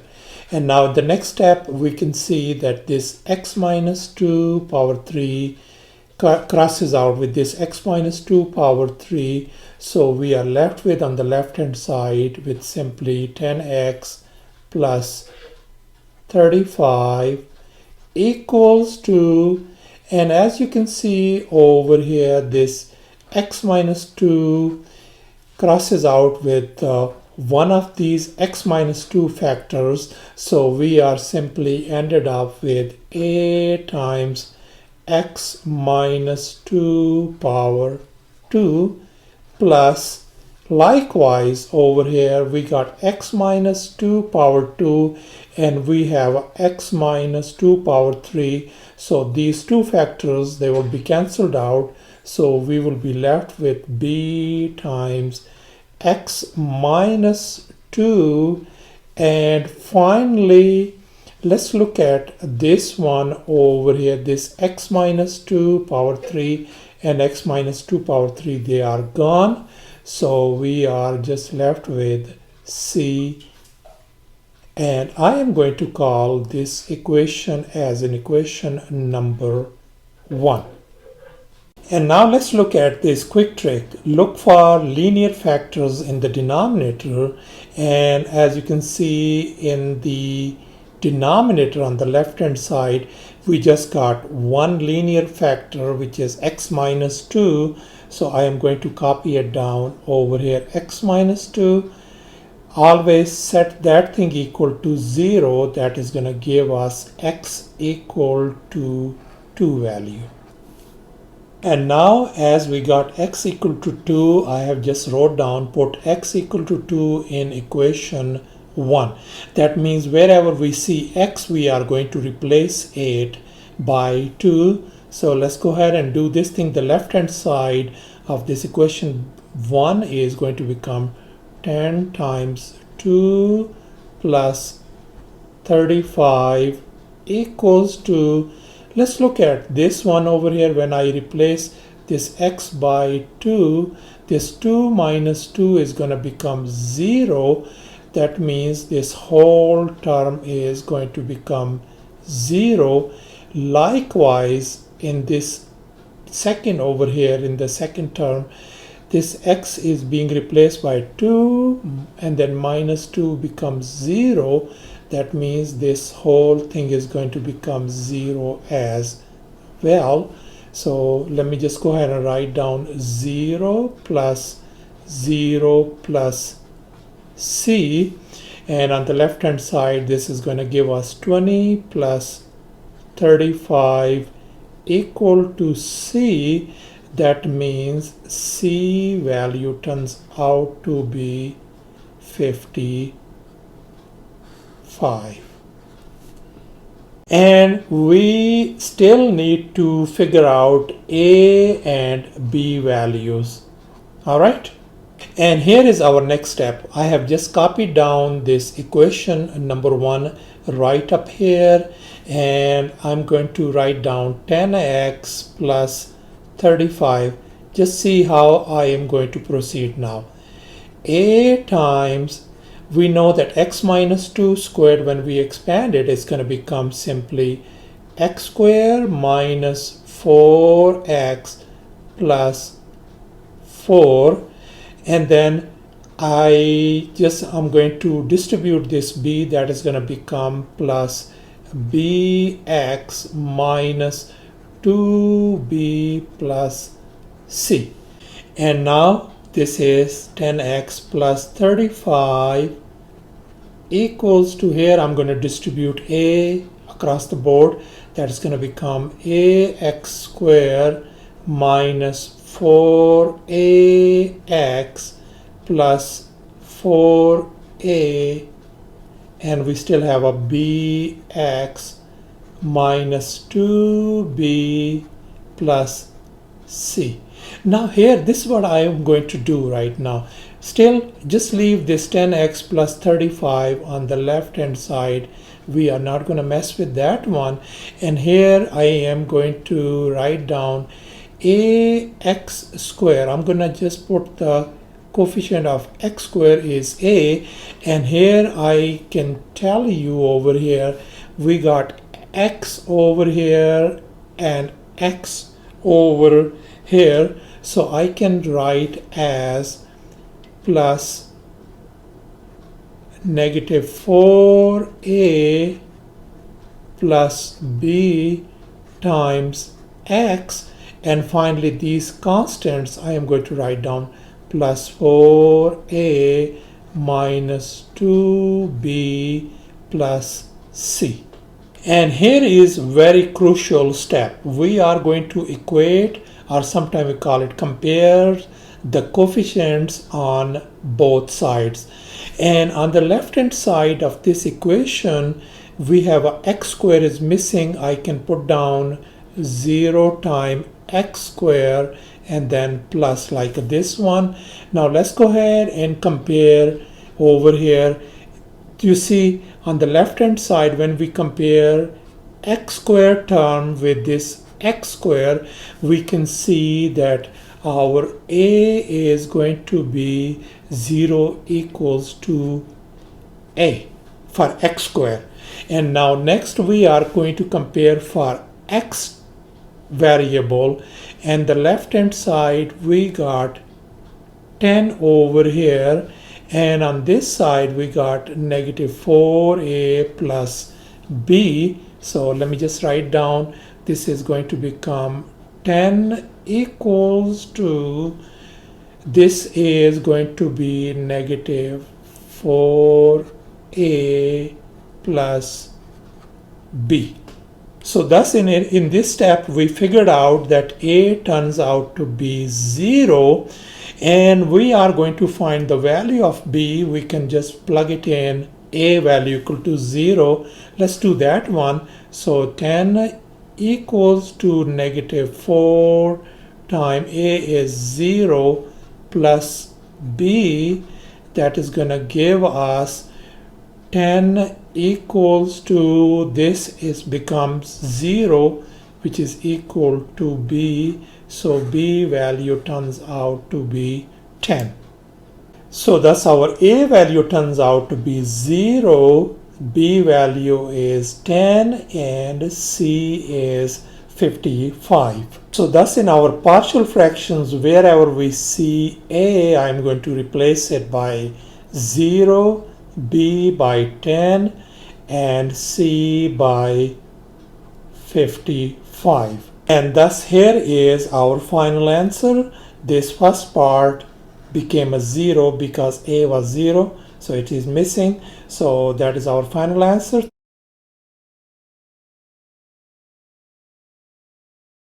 Welcome to Premath. In this video tutorial, we are going to find the partial fraction decomposition of this given rational expression, and this is our episode 16. So now let's go ahead and focus at the denominator. As you can see, we have a x power 3.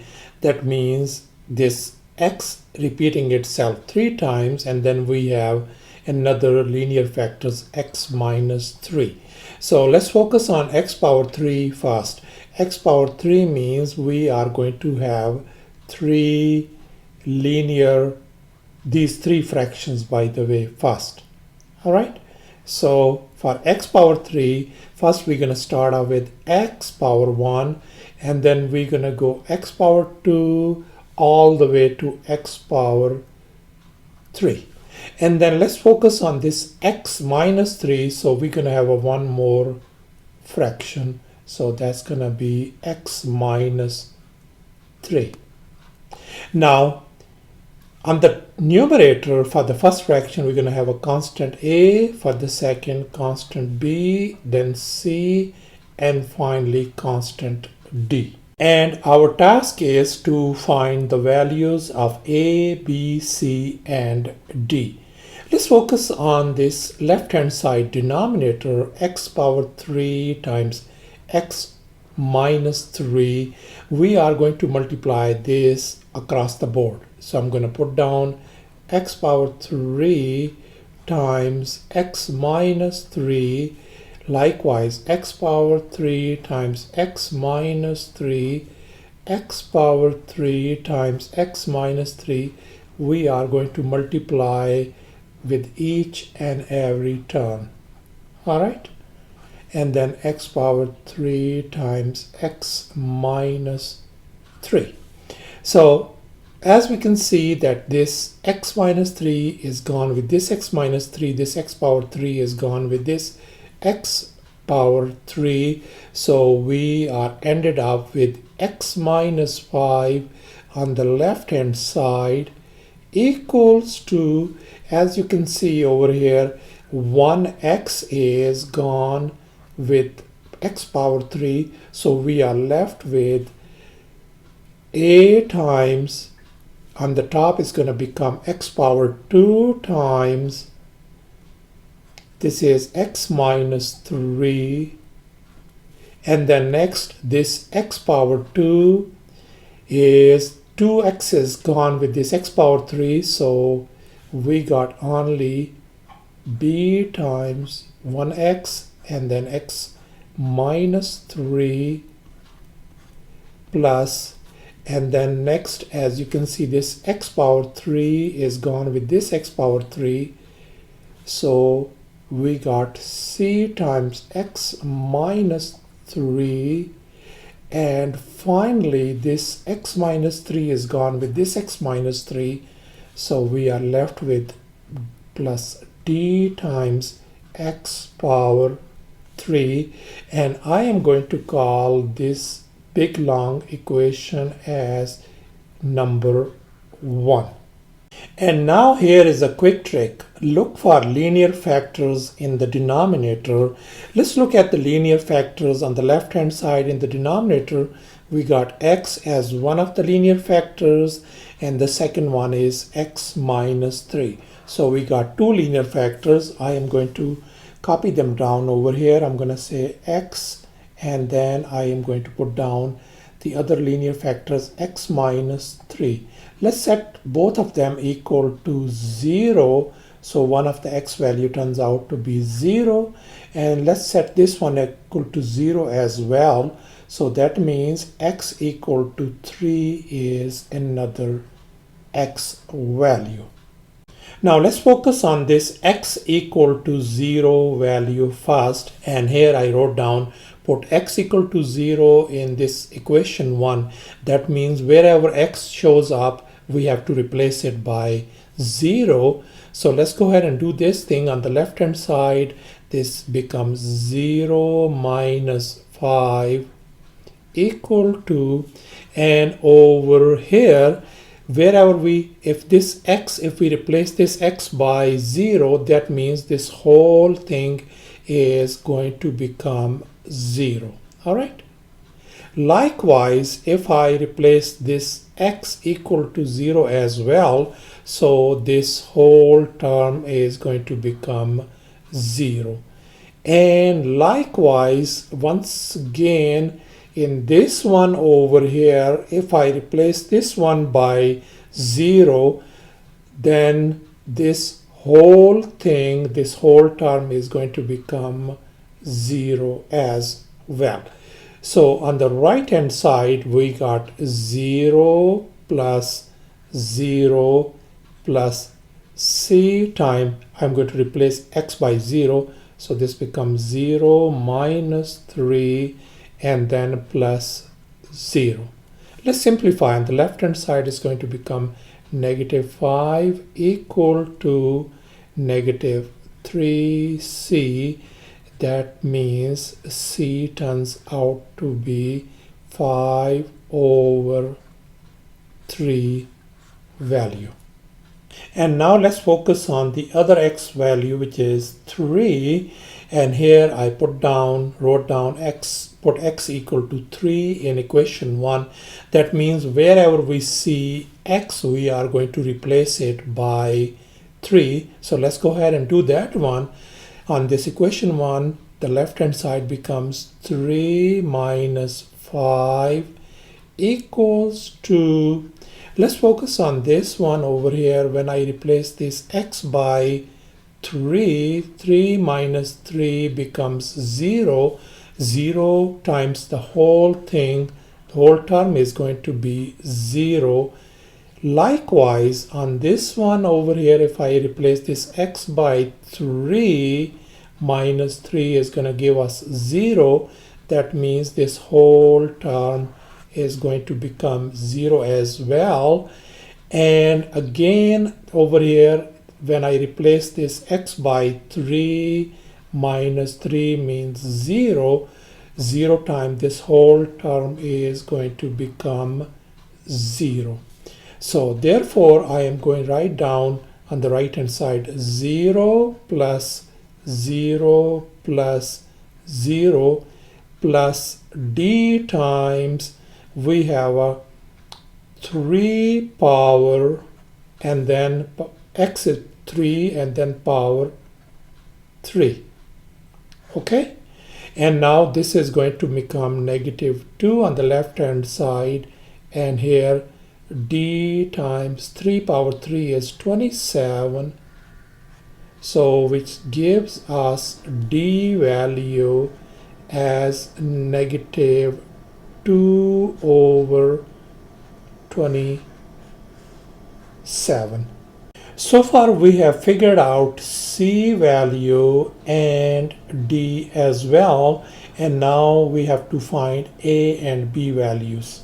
So for that reason, we have to perform few extra steps. And the very first thing what I did is I just copied down equation 1 right up here, and let's go ahead and take care of it. I'm going to leave x minus 5 on the left hand side, which is equal to, let's distribute this ax squared times this in the parentheses, this become ax power 3 minus 3ax square. Likewise, when we distribute this thing, that is going to give us bx square minus 3bx, and finally this become, when we distribute it, becomes cx minus 3c plus dx power 3. Now let's combine the like terms, x power 3 first. So I am going to, first of all, I'm going to leave this x minus 5 on the left hand side equals to, here when I look at this x power 3 and x power 3, I can write this one as a plus d times x power 3. Likewise, when we look at this x square and this x square, I can write as plus negative 3a plus b times x squared. We have to be very careful. And now we are going to take care of this x and this x, and we can write this thing plus and then negative 3b plus c times x, and then our constant is negative 3c. And now in our this next step, we are going to equate, or sometimes we call it compare, the coefficients on both sides. First of all, in this equation, we see that x power 3 and x power 2 is missing on the left hand side. So I can write as 0x power 3 plus 0x square plus x. So let's go ahead and compare the x power 3 first. So on the left hand side, the coefficient of x power 3 is 0, and the right hand side is a plus d. I am going to equate them. So I got 0 equals to a plus d. And now let's equate x power 2. On the left hand side, the coefficient of x power 2 is 0, and on the right hand side is negative 3a plus b. So I can write 0 equal to negative 3a plus b. And likewise, on the left hand side, the coefficient of x is 1, and on this side, the coefficient of x is negative 3b plus c. Let's go equate those one. So that is equal to 1 equals to negative 3b plus c. And finally, for the constant on the left hand side is negative 5, and the constant on the right hand side is negative 3c. I am going to equate them as well. So I can write negative 5 equals to negative 3c. And now in this first equation, 0 equals to a plus d, that is going to give us a equals to negative d, and we know that d is negative 20, which is negative 2 over 27. That means a turns out to be simply 2 over 27. And over here, same thing we are going to do here. This b could be written as 3a. When a negative 3 goes on the other side, become positive 3a. And we know, we just figured out a equals to 2 over 27. So 3 times 2 over 27. When we reduce it, that is going to give us 2 over 9. That means our b value turns out to be 2 over 9. And since we already figured out now a, b, c, and d, so we do not need these next two equations for x and the constant. So thus our a value turns out to be a 2 over 27, b is 2 over 9, c is 5 over 3, and d is negative 2 over 27.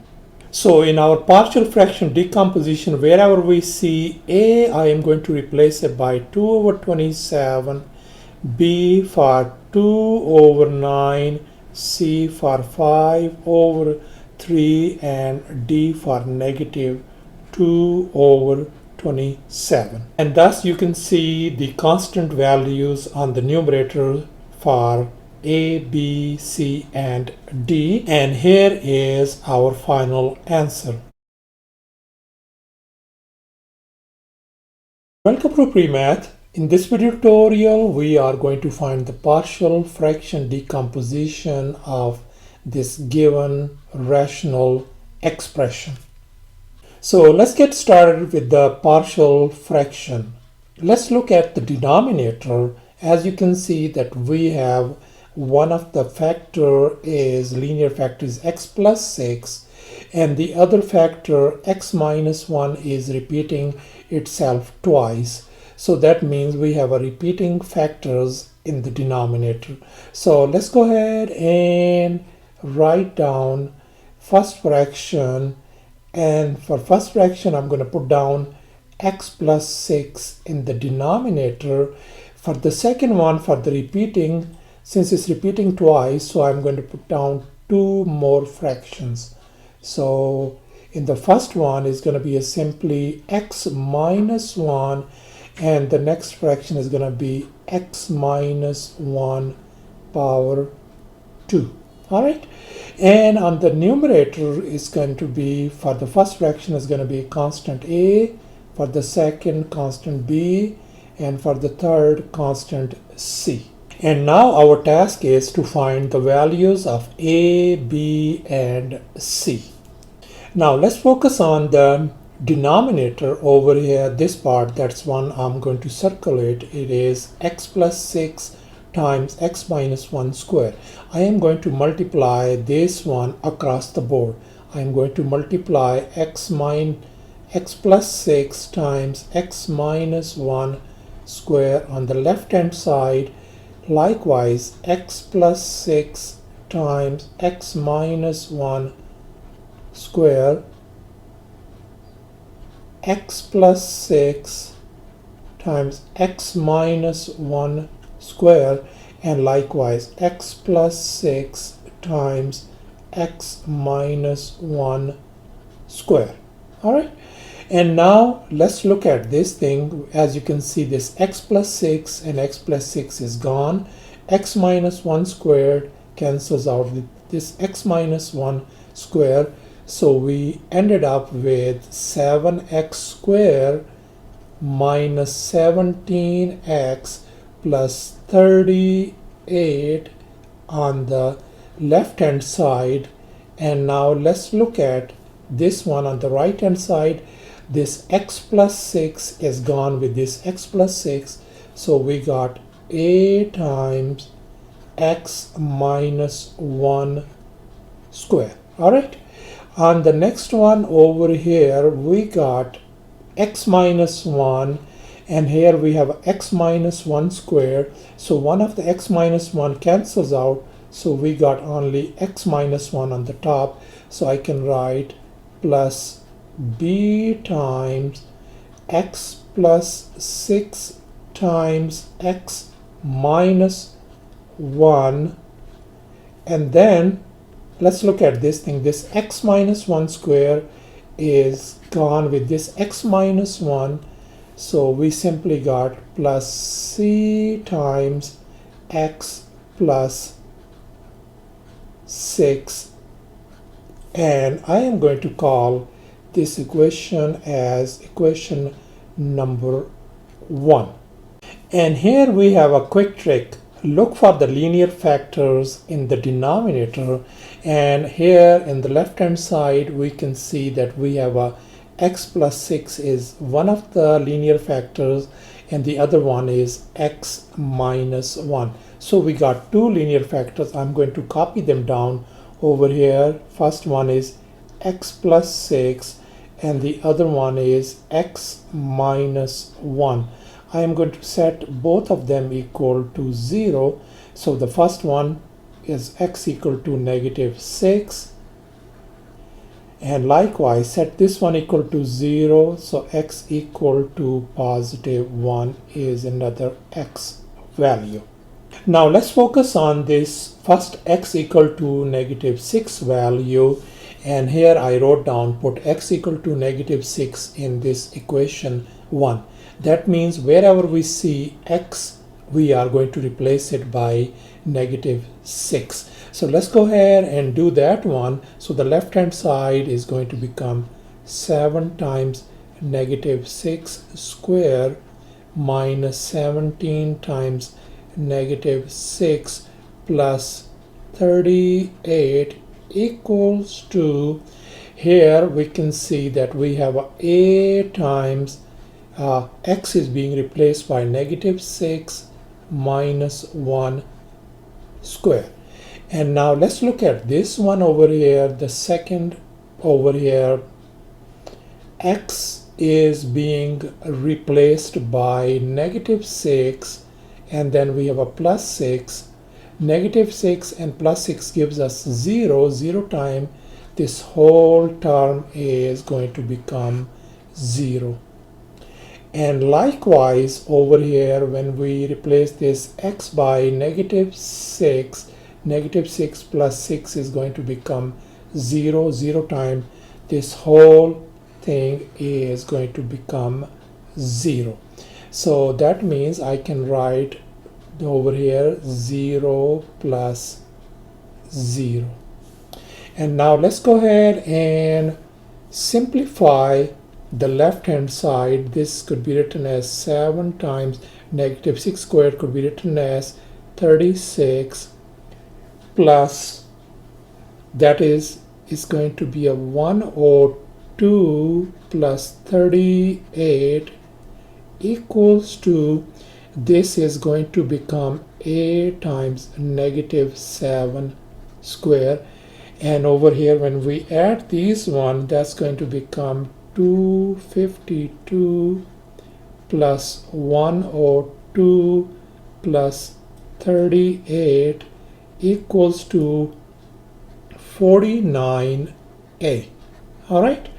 And when we add the left hand side, this is going to give us 392 equals to 49a. That means our a value is going to be simply 8. All right. So this is our a value. And now let's look at the second value, x equals to 1. And here I wrote down, put x equal to 1 in equation 1.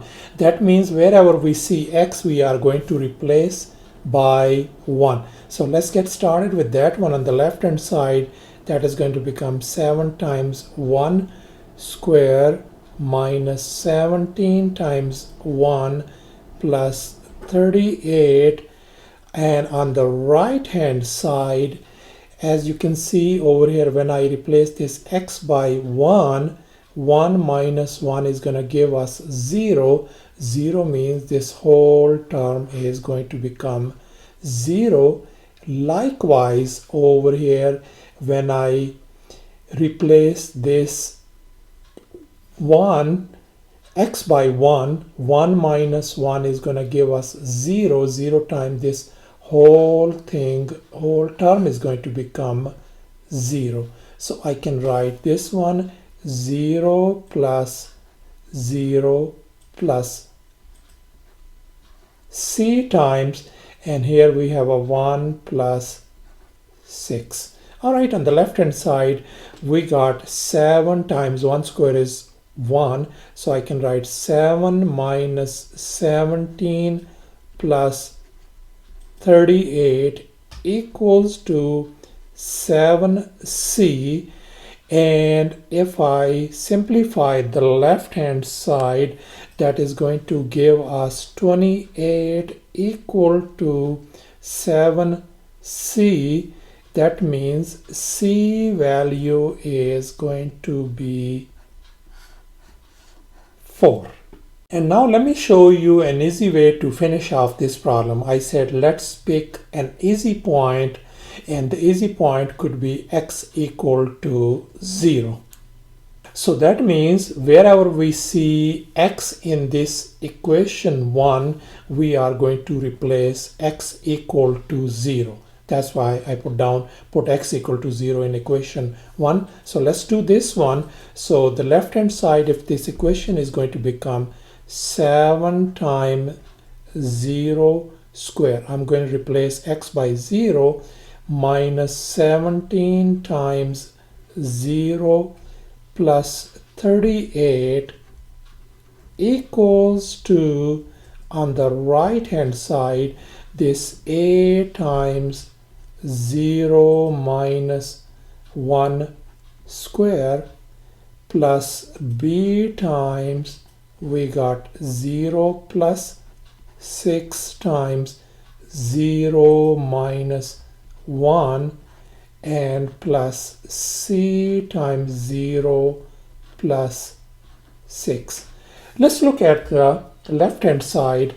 So 0 times 7 is going to be 0, so we ended up with only 38 on the left hand side equals to a power negative 1 square, so this is a times 1, all right, and then plus b times 6 times negative 1 and plus c times 6. So let's simplify furthermore. That is going to give us 38 equal to a minus 6b plus 6c. And here we can easily find out the b value by plugging in a and c over here, and we know that a value is 8 and c value is 4. So let's go ahead and substitute the values of a and c. So 38 on the left hand side, a is, I'm going to replace a by 8 minus 6b plus 6 times c is 4. So 38 equal to 8 minus 6b plus 24. And let's simplify furthermore. On the left hand side, 38 equals to, that is going to become 32 minus 6b, which gives us 6 equal to negative 6b. That means b value turns out to be negative 1. So thus we got figured out a equals to 8, b equals to negative 1, and c equal to 4. So thus in our partial fraction decomposition, wherever we see a, I am going to replace it by 8, b by negative 1, and c by 4. And thus you can see the a, b, and c values on the top. And here is our final answer. And as you can see, this negative sign, I brought it in the middle, and that is our final answer. Welcome to Premath. In this video tutorial, we are going to find the partial fraction decomposition of this given rational expression, and this is our episode 18. So before we get started, let's focus on the denominator over here, x power 3 minus x squared. As we can see that x squared could be factored out. So we can write it as 3x plus 2 on the top is going to stay same on the numerator, and in the denominator I'm going to factor out x squared, and we got x minus 1 in this parentheses. And now let's focus on this denominator once again. As you can see, we have a x squared. That means x is repeating twice. And then we have another linear factor, x minus 1. So let's go ahead and start doing the partial fraction decomposition for x squared. I am going to put down two fractions. So the first one is going to be just x, the other one is going to be x squared, and then for the other linear factor I am going to put down one more fraction, and it's going to be x minus 1 at the denominator. And as far as the numerators are concerned, on the top, for first fraction is going to be a constant a, for the second fraction constant b, and the third one is going to be constant c. And now our task is to find the values of a, b, and c. Now let's go ahead and look at the denominator, which is x squared times x minus 1. So we are going to go ahead and multiply. We're going to multiply this, whatever this denominator is across the board. I'm going to write down x squared times x minus 1. Likewise, x squared times x minus 1, x squared times x minus 1, and likewise x squared times x minus 1. And let's see right now, as you can see, this x squared cancel with this x squared, and this x minus 1 is gone with this x minus 1. So we are ended up on the left hand side with 3x plus 2. And now let's focus on the right hand side. This one of this x crosses out with this x squared. So we got a times x minus 1. And next, this x squared is gone with this x squared. So we got plus b times x minus 1. And we can see over here on this fraction x minus 1 and x minus 1, they cancel out. So we got plus c times x squared. And I am going to call this as an equation number 1. And here is now a quick trick. Look for the linear factors in the denominator. Let's look at over here in the denominator. We can see x is one of the linear factors. The other one is x minus 1. Let me go ahead and copy it down right over here. X, and the other one is x minus 1. I am going to set both of them equal to 0. If I set this one equal to 0, I got one of the value of x is x equal to 0. Let's set this one up as well equal to 0. So x turns out to be positive 1 as well. And now let's look at this x equal to 0 value. And I have put down over here, put x equal to 0 in equation 1.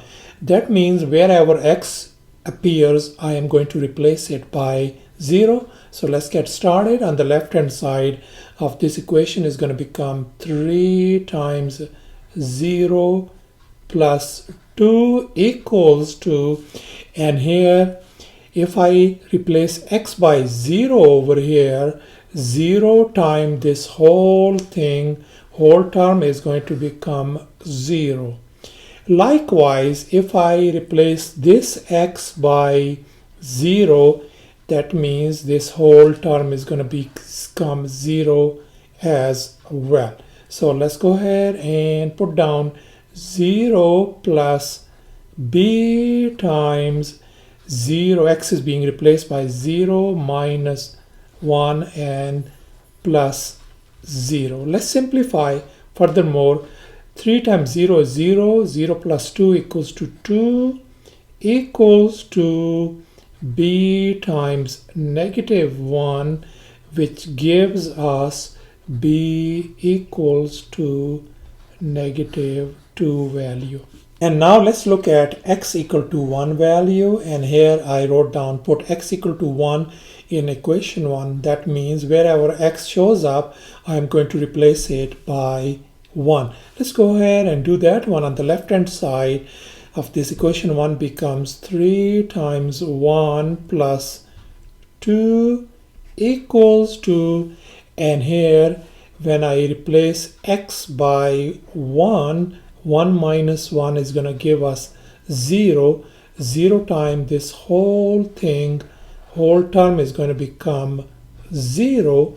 Likewise, in this second term, this x, when I replace it by 1, 1 minus 1 is going to become 0 as well. And when I multiply this 0 times, this whole thing is going to become 0 as well. So I can write on the right hand side 0 plus 0 plus c times, and x is being replaced by 1, and this becomes square. Let's simplify. 3 plus 2 becomes 5 equal to, and this has become c times 1. That means c turns out to be 5. And we still need to find the value of a. For that one, let's pick an easy point. We want to just pick one easy point, and x equal to 2 is an easy one. And here I said put x equal to 2 in equation 1.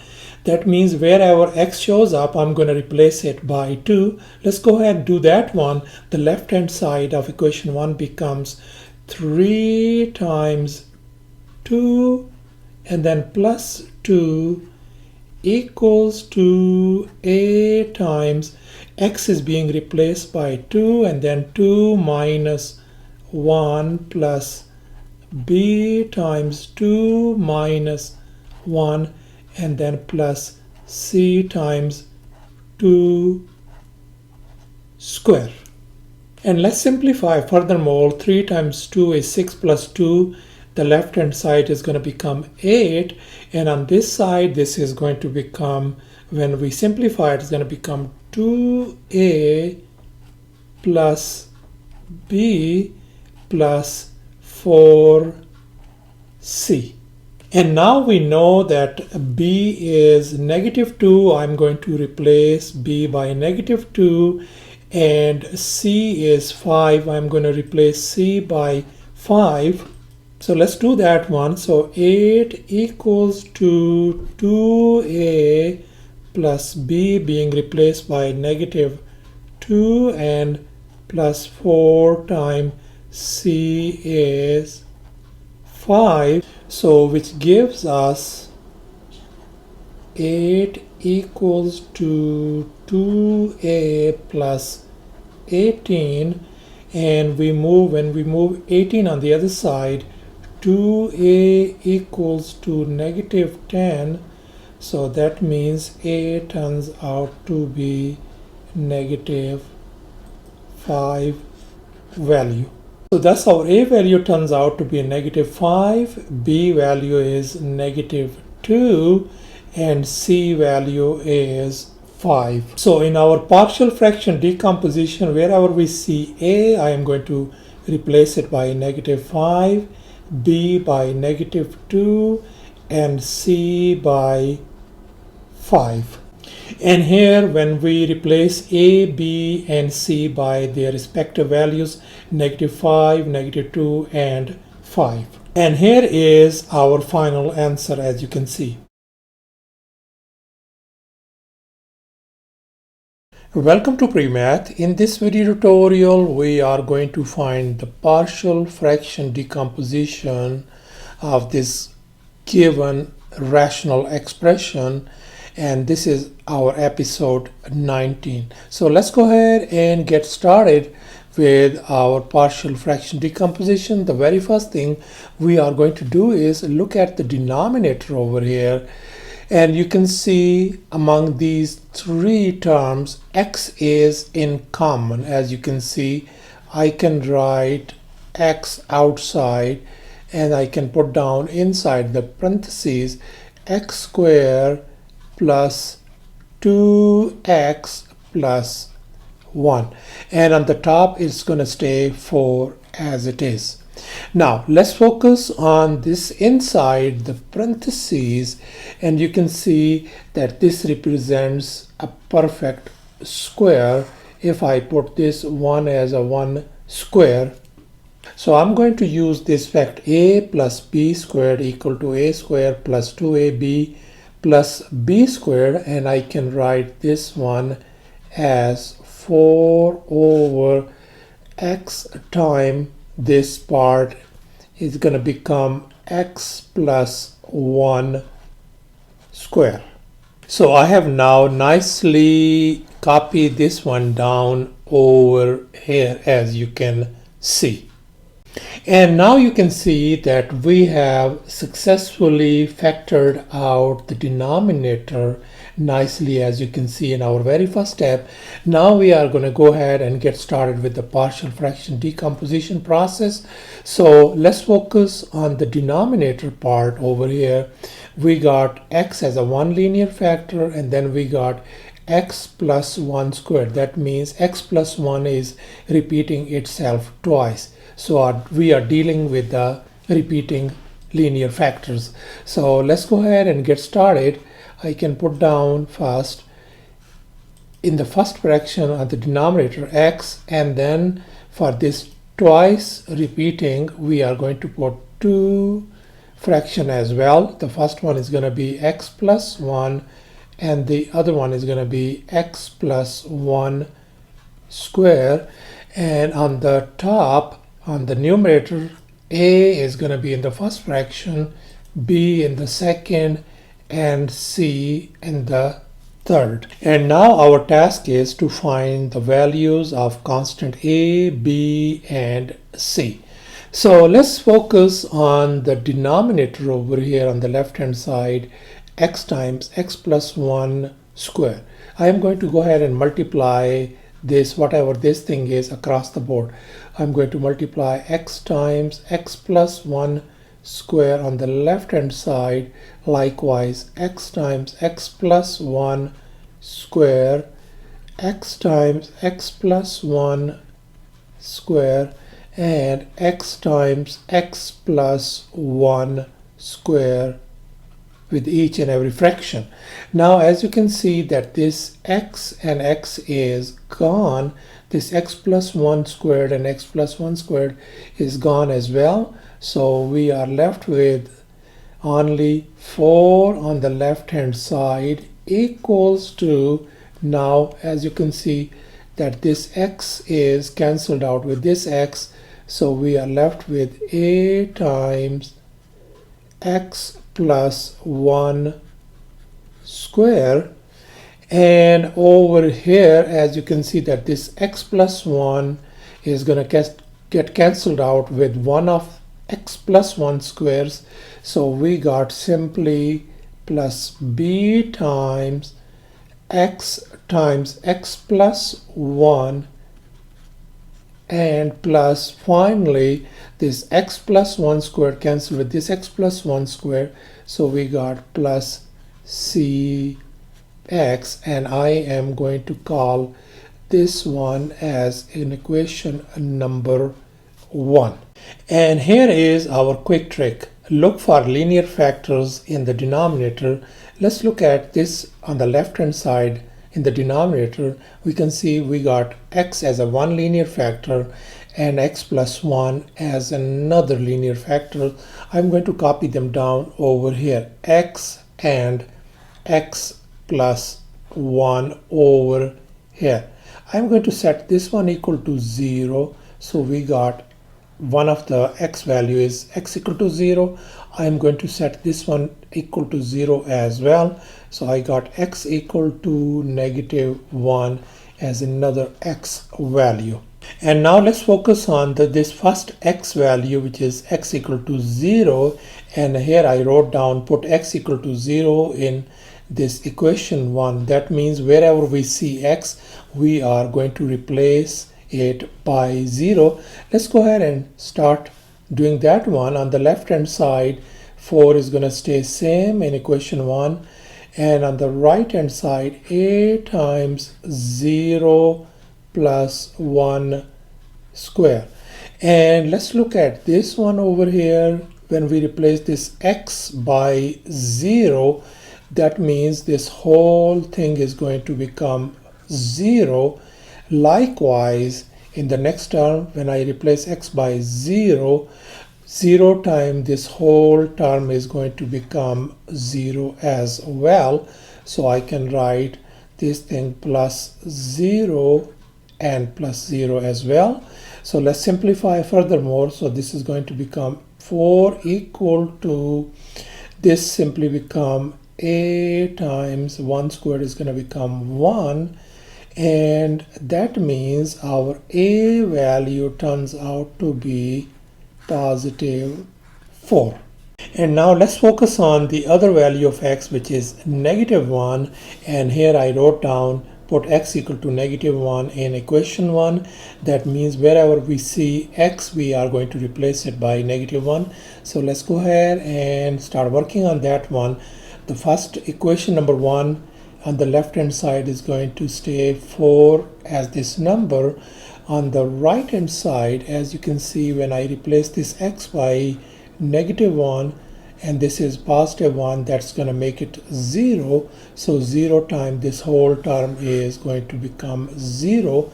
Likewise, when I replace this next x by negative 1 and this is plus 1, that's going to make it 0. 0 times this whole term is going to become 0 as well. So I can write 0 plus 0 plus c times negative 1. So let's simplify furthermore. So I can write this one as 4 equal to c times negative 1. That means c is going to be equal to negative 4 value. And as you can see that we are done with finding a value and c value, so we only need to figure out b value, and we can finish that process off by picking an easy point over here. As I wrote down, pick an easy point, and the easiest point could be x equal to 1.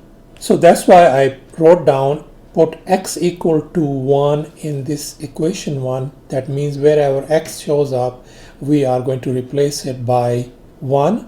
So let's go ahead and do that one. So on the left hand side, this is going to become 4 equals to a times, we are replacing x by 1 this time, 1 plus 1 square plus b times 1 times 1 plus 1 and plus c times 1.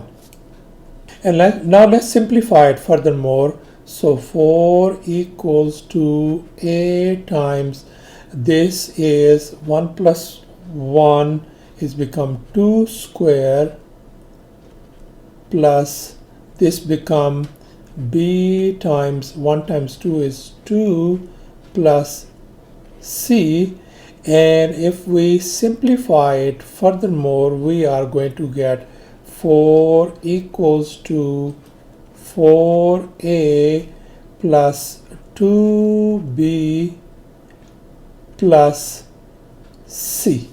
And now as you can see that we already know a equals to 4 and c equal to negative 4.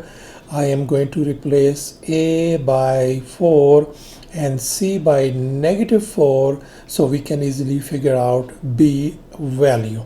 So let's do that one. So this is going to become 4 equals to 4 times a is 4 value plus 2b plus c is negative 4.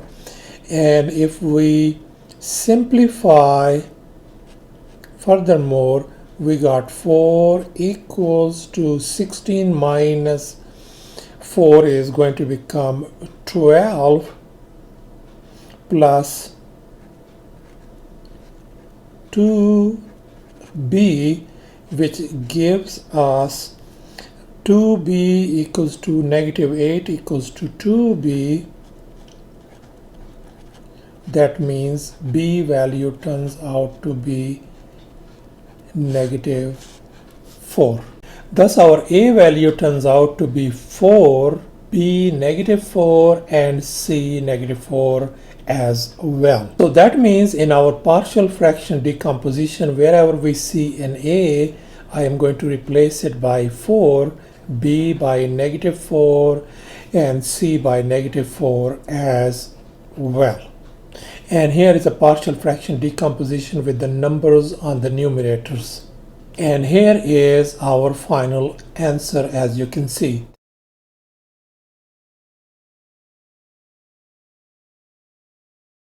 Welcome to Premath. In this video tutorial, we are going to find the partial fraction decomposition of this given rational expression, and this is our episode 20. Let's go ahead and get started. Let's look at the denominator right now. As you can see, we got two factors. One of them, this one, x plus 2, is a linear factor. The other one, x squared plus x plus 1, is a quadratic one, and which cannot be factored any further. So we can write for this x plus 2, we can write one fraction, and under that one is going to be x plus 2, and for the second quadratic one is going to become, I'm going to put down x squared plus x plus 1. And for the first one, it is going to be a for that linear factors, and for this one is going to be, since this is a quadratic one, we are going to put down b times x plus c. Just keep your mind that this is the way we write when we are dealing with the quadratic factors. And now our task is to find the values of these constant a, b, and c. Now let's go ahead and look at, now in the next step, we are going to look at in the denominator, this part, the whole which I'm circling. I am going to multiply this x plus 2 times x squared plus x plus 1 across the board. I'm going to write down over here x plus 2 times x squared plus x plus 1. Likewise over here, x plus 2 times x squared plus x plus 1.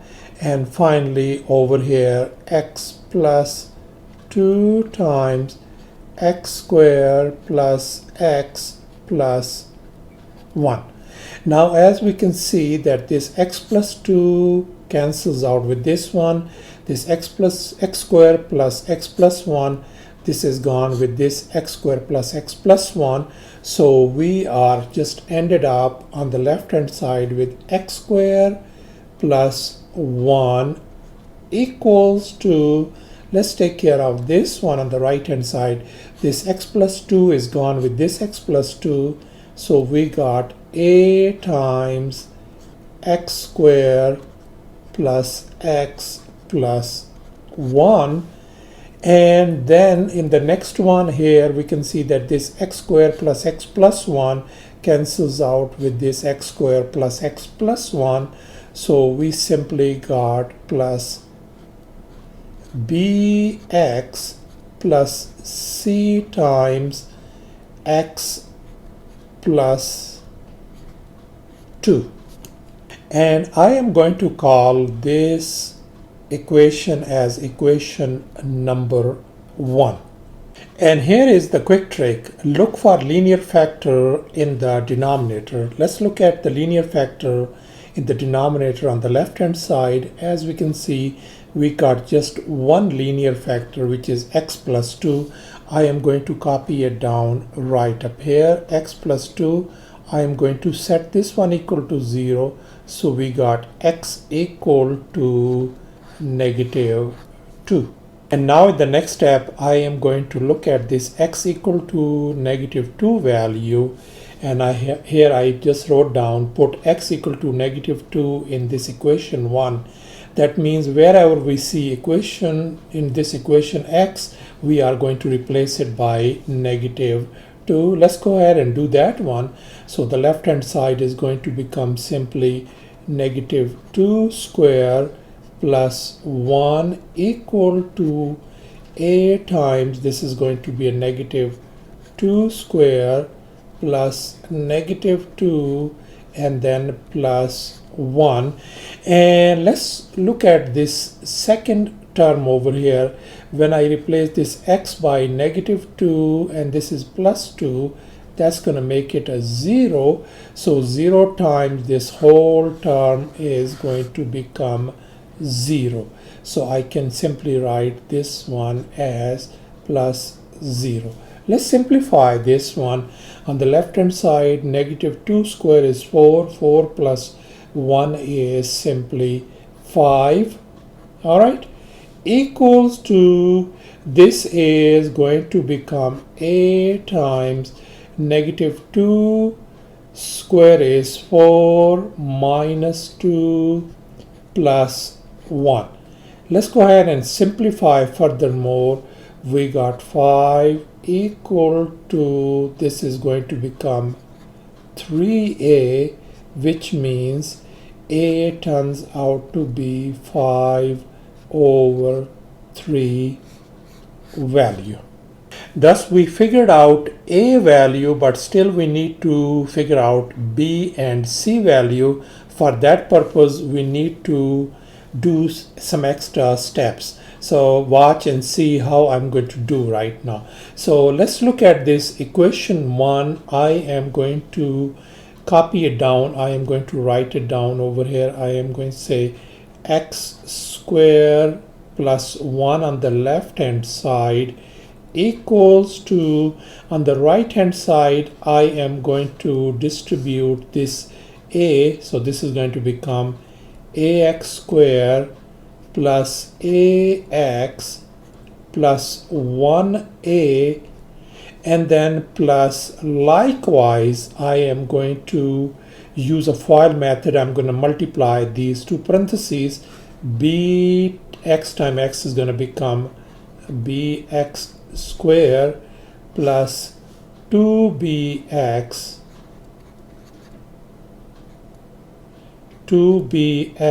and then plus cx and then plus 2c. So far so good. And now on this right hand side, let's combine the x squared parts. I can write this thing as a plus b times x squared. As you can see over here, this is x squared part. I just wrote it down, and this is x part, and this is x, and this is x. I am going to write them down together, plus I am going to write down a plus 2b plus c times x, and finally we got constant, which is a plus 2c. And on the left hand side, if you see, we got x squared and then x is missing. I can write this one as 1x squared plus 0x plus 1. And now in the next step, we are going to equate, or sometimes we call it compare, the coefficients in this above this equation on both sides. All right. So as far as the x squared is concerned, as you can see, the coefficient of x squared on the left hand side is 1, and on the right hand side the coefficient of x squared is a plus b. I am going to equate them. I'm going to write down 1 equal to a plus b for x squared. Likewise for x, the coefficient on the left hand side is 0, and on the right hand side the coefficient of x is a plus 2b plus c. So I am going to write down 0 equal to a plus 2b plus c. And finally for the constant on the left hand side is 1, and the constant on the right hand side is a plus 2c. Let's go ahead and equate those one as well. So 1 on the left hand side equal to a plus 2c. And now we got these three equations, as you can see, and we want to find the values of b and c.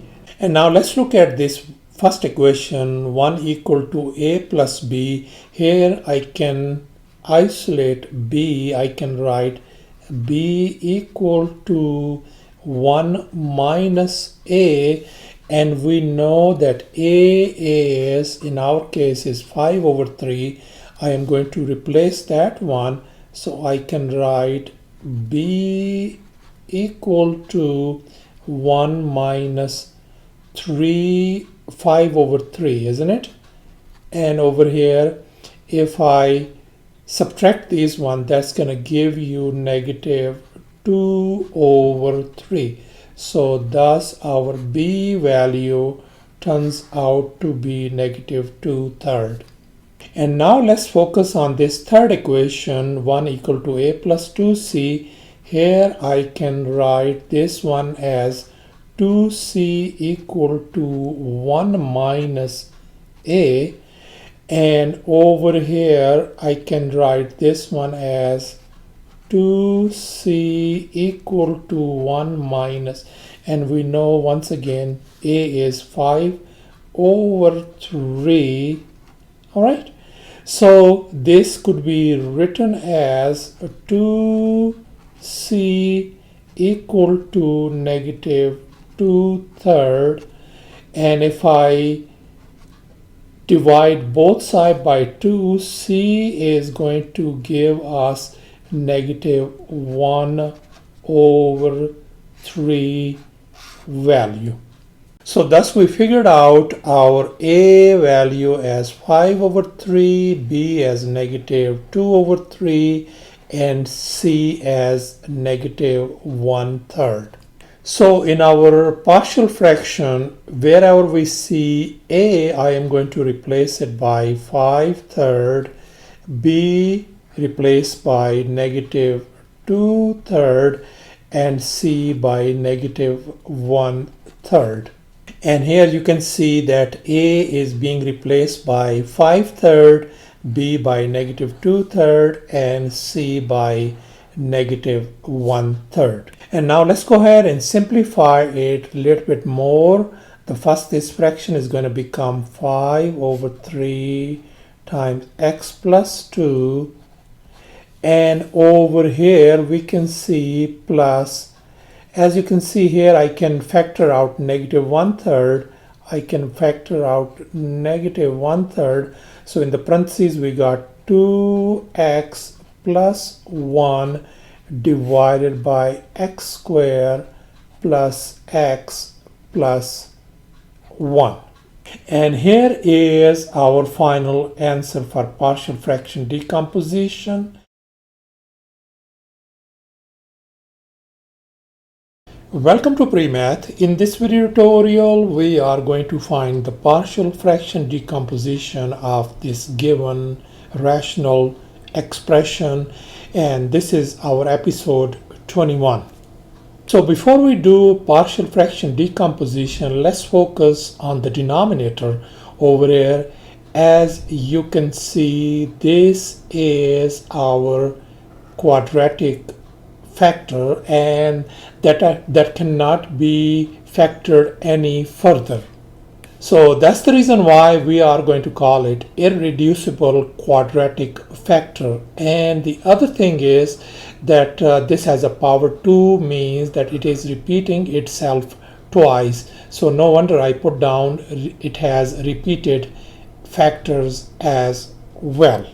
Now let's get started with the partial fraction decomposition. Since this factor on the denominator, it is repeating itself twice, so we are going to have two fractions, one separated by another fraction, two fractions. And then the very first one is we are going to put down this inside this parentheses. I am going to put down x squared plus 2, and then the next one is going to be x squared plus 2 and then square, since it's repeating twice. And since this is a quadratic factor, so we are going to put down simply a times be careful with this one. A times x plus b. Always remember we're going to put down this one, and then since we are dealing with another quadratic factors, so this is going to become c times x plus d. And now our task is to find the values of constant a, b, c, and d.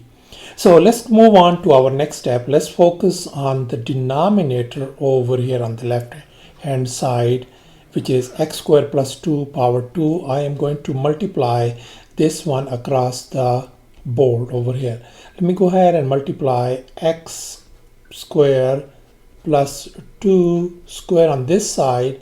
Likewise, x squared plus 2 square with this fraction, and likewise x squared plus 2 square on this fraction as well. And as you can see that this x squared plus 2 square cancels out with x squared plus 2 square on this first fraction on the left hand side. So we are ended up with only 3x power 3 plus 7x minus 4 equals to, if we look at this one over here, this x squared plus 2 crosses out with one of these ones, so we just simply ended up with ax plus b times x squared plus 2. And finally, this x squared plus 2 square crosses out with this x squared plus 2 square. So we are just left with plus cx plus d. So let's keep moving furthermore. I'm going to again just copy it down. 3x power 3 plus 7x minus 4 on the left hand side, and here I am going to multiply these two parentheses. So I'm going to use a FOIL method. That means this ax times x squared is going to make ax power 3, and ax times 2 is going to make 2ax. Likewise, bx squared plus bx squared, and then plus 2b. And we are just going to write down cx plus d. And now, as you can see on the left hand side, x squared term is missing, so I can rewrite this one as 3x power 3, and since x power 2 term is missing, I can write down 0 times x power 2 and then plus 7x minus 4. And on the right hand side, we are going to rearrange them according to x power 3 and then 2 and onward. So I'm going to write down this one over here, ax power 3 first. So I'm going to write down ax power 3, then I am going to write down bx square. All right, and then I am going to write down 2ax and plus cx. I can write them down like plus 2a plus c times x, and then finally these constants, which is 2b plus d. I'm going to write down plus 2b plus d, and I am going to call this one as our equation number 1. And now in our next step, we are going to equate, or sometimes we call it compare, the coefficients on the both side of this equation 1. So let's get started. let's focus on x power 3. On the left hand side, the coefficient of x power 3 is 3, and the right hand side it is a.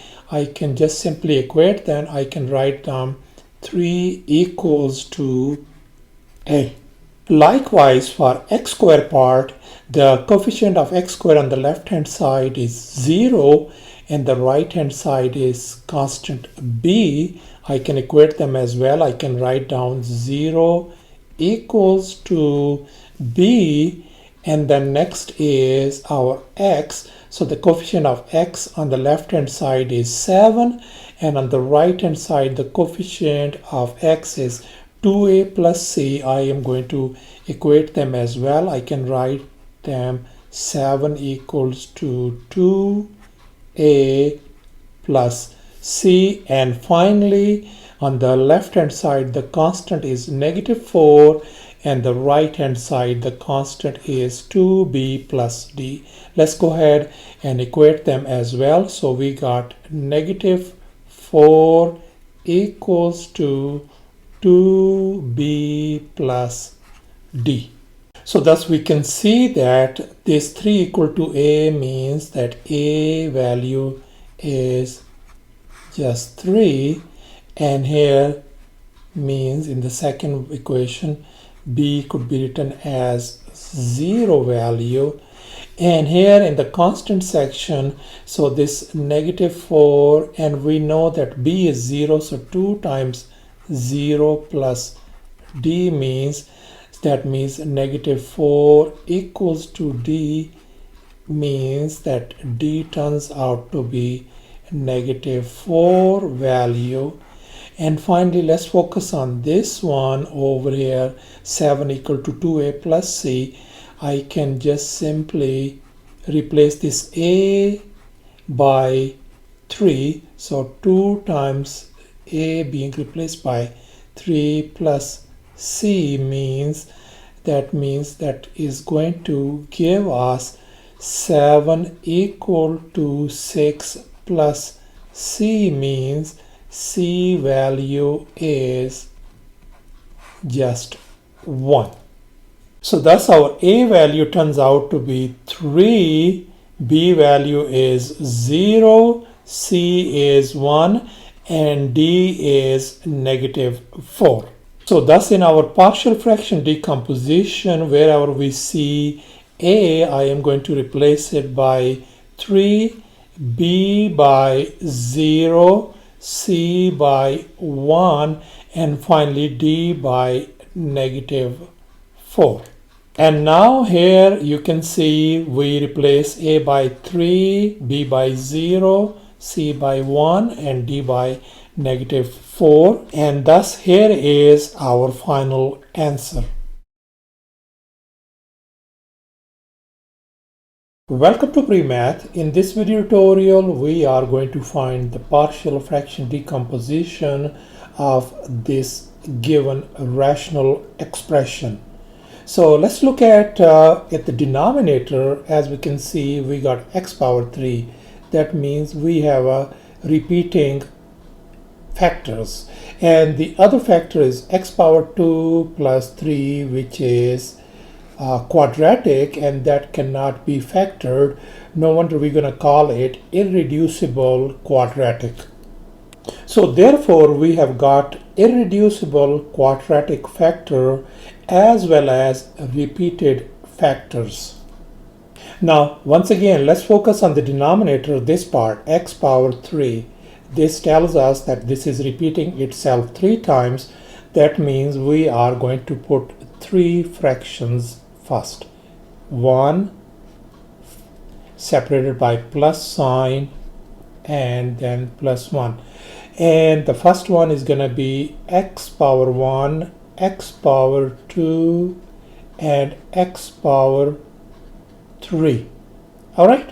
And then we are going to focus on the other factor, which is a quadratic one. So since this is only one factor, so we're going to have just plus one more fraction, x power 2 plus 3.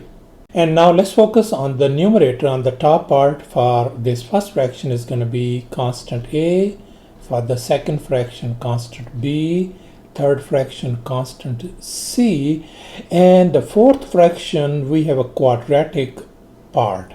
Quadratic means it's going to be d times x plus e. Okay, be careful with this one when we are dealing with the quadratics.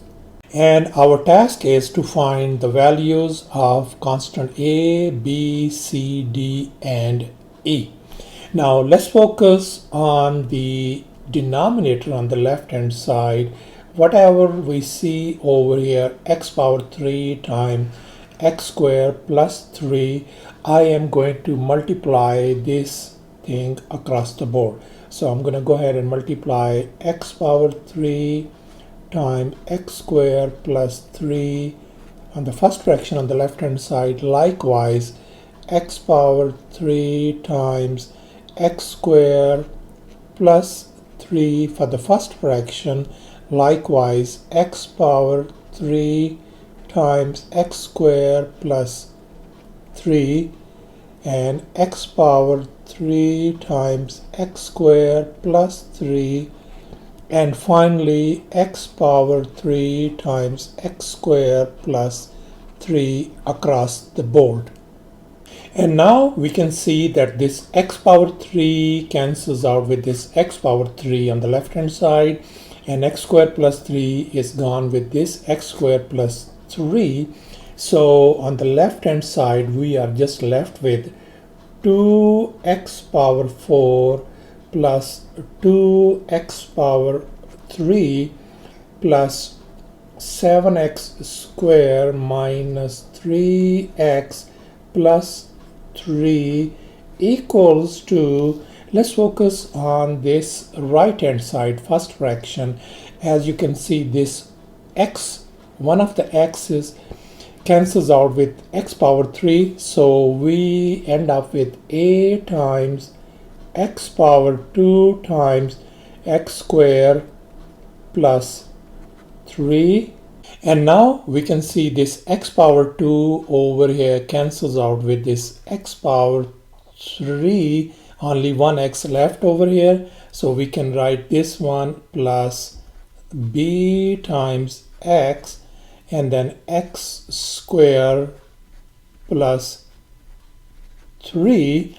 And in the next one over here, this x power 3 is gone with this x power 3, so we are ended up with plus c times x squared plus 3. And finally this quadratic factor cancels out with this quadratic factor, and we got plus dx plus e times x power 3. And I'm going to call this equation as equation number 1. So let's start working on this equation 1 furthermore. So on the left hand side, 2x power 4 plus 2x power 3 plus 7x squared minus 3x plus 3 is going to stay same. On the right hand side we are going to distribute this one over here. That is going to give us a x power 4. We have to be very careful, 3ax squared, and likewise we're going to distribute over here as well. That's going to become plus bx power 3 plus 3bx, and same thing next, distribute again as well, plus cx squared plus 3c, and finally we are going to distribute over here as well. That is going to become plus dx power 4 plus ex power 3. And as you can see that our left hand side is going to stay same, and let's focus on the right hand side. We're going to combine the like terms.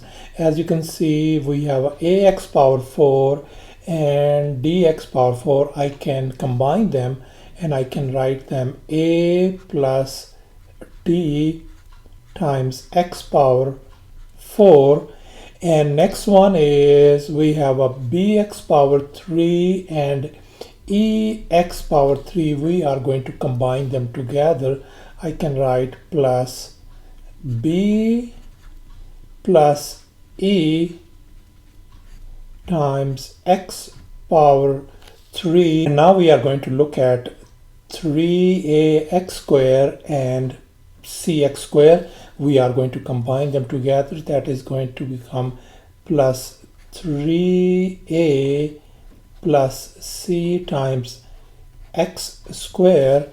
And now next is going to be 3bx. All right, so I am going to write down this one plus 3bx and finally plus 3c. And now I am going to call this as an equation number 2. And in this next step, we are going to equate, or sometimes we call it compare, the coefficients on the both sides of this equation number 2.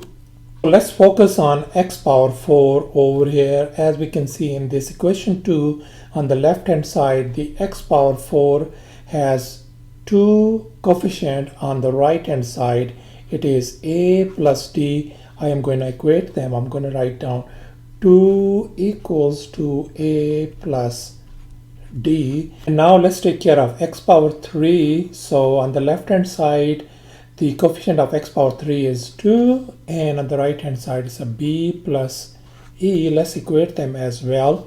So it's going to become 2 equal to b plus e. And the next one is x power 2 right up here. As you can see, on the left hand side, the coefficient of x squared is 7, and on the right hand side 3a plus c. Let's equate them as well. So that is going to give us 7 equals to 3a plus c. And now let's focus on x variable. On the left hand side, we got negative 3 coefficient for x, and the right hand side is 3b. Let's equate them as well. So that is going to give us negative 3 equals to 3b. And finally, on this constant part, we have 3 on the left hand side constant and 3c on the right hand side. Let's equate that one as well. So we got 3 equals to 3c. Now let's go ahead and simplify. As you can see in this constant term, this equation, this is going to give us c equals to 1. All right. And this x variable part, this is going to give us b equals to negative 1. So far so good. And let's keep moving on this one. X squared part over here, I can write this one, this equation as 3a equal to 7 minus c. And we know that our c value is 1. So this could be written as 3a equal to 7. And since c is 1, I'm going to replace it by 1. So 3a equal to 6. That means a value is going to be 2. So far so good. And now let's move on to x power 3 equation. On this one over here, we want to solve for e. So e could be written as 2 minus b. And we know that the b value is negative 1. So e equal to 2 minus, and b is -1. So that means e is going to be simply equal to negative and negative become +1. So e equal to 3 value. And finally, to find the d value, I can write this equation as d equal to 2 minus a, and we know that a value is 2, so d could be written as 2 minus 2. That means d value turns out to be 0. So thus our a value turns out to be 2, b -1, c 1, d 0, and e 3. So therefore, in our partial fraction decomposition, wherever we see a, I am going to replace it by 2, b by -1, c by 1, d by 0, and e by 3. And here's the partial fraction decomposition after replacing the constant values. And here is our final answer.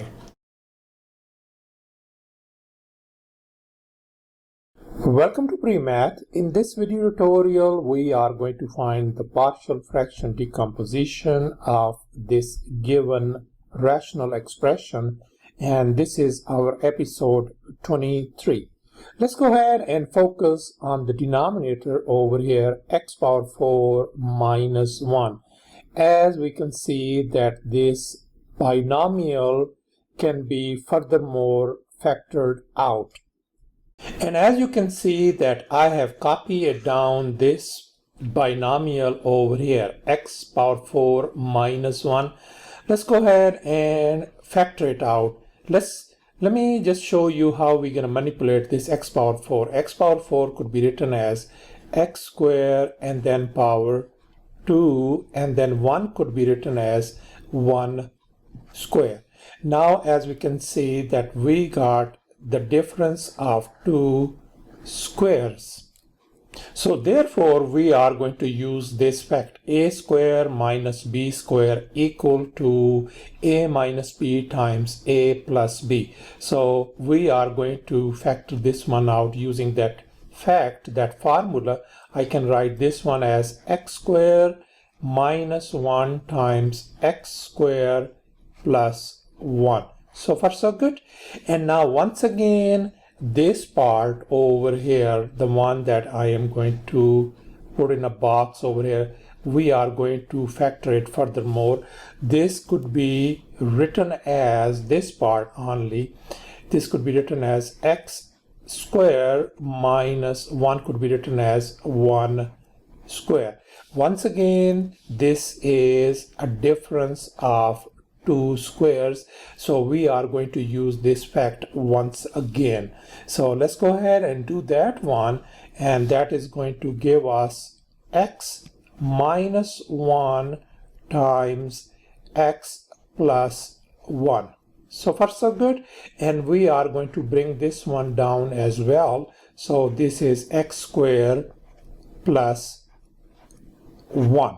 So therefore, this rational expression could be written as 1 over the denominator could be written as in a factored form, x minus 1 times x plus 1 times x squared plus 1. So far so good. And now as we can see that we got 2 linear factors at the denominator, they are non-repeating, and the next one is irreducible quadratic factor. So therefore we are going to do the partial fraction decomposition, and I'm going to put down 3 fractions. First one separated by plus sign, second one, and then finally third one. Let's write it down at the denominator, x minus 1, then x plus 1, and finally x squared plus 1. And now let's focus on the numerator on the top. For these linear factors, we're going to put constant A, for the second fraction constant B, and since we are dealing with this quadratic factor, I am going to put down C times X plus D. And now our task is to find the values of these constants A, B, C, and D. And now here is our next step. Let's focus on the denominator part over here, this whatever, this blah blah blah. I am going to multiply this one across the board. Let me just go ahead and multiply out with each and every fraction. X minus 1 times X plus 1 times X square plus 1. Likewise with this one, X minus 1 times X plus 1 times X square plus 1. Likewise, X minus 1 times X plus 1 times X square plus 1.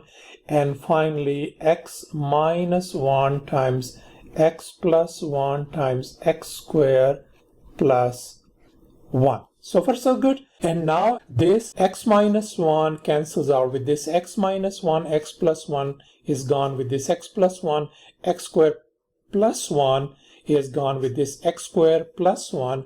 So we are ended up with simply 1 on the left hand side equals to on the right hand side. As you can see, this X minus 1 is gone with this X minus 1. So we got on the right hand side A times X plus 1 times X square plus 1. And then let's look at the second fraction on the right hand side. This X plus 1 is gone with this X plus 1. So we got plus B times X minus 1 times X square plus 1. And as you can see on this third one over here, this quadratic factors, they cancel out. So we are ended up with plus Cx plus D times X minus 1 times X plus 1. And I am going to call this one as an equation number 1. And now we have a quick trick. Look for linear factors in the denominator. Let's focus on these. On the left hand side, we got two linear factors, X minus 1 and X plus 1. I am going to copy them down right up here, X minus 1 and the other one on the other side, X plus 1. I am going to set both of them equal to 0. So I'm going to get one of X value is going to be positive 1 and the other one is going to be negative 1. And now let's focus on this X equal to 1 value, and here I wrote down put X equal to 1 in this equation 1.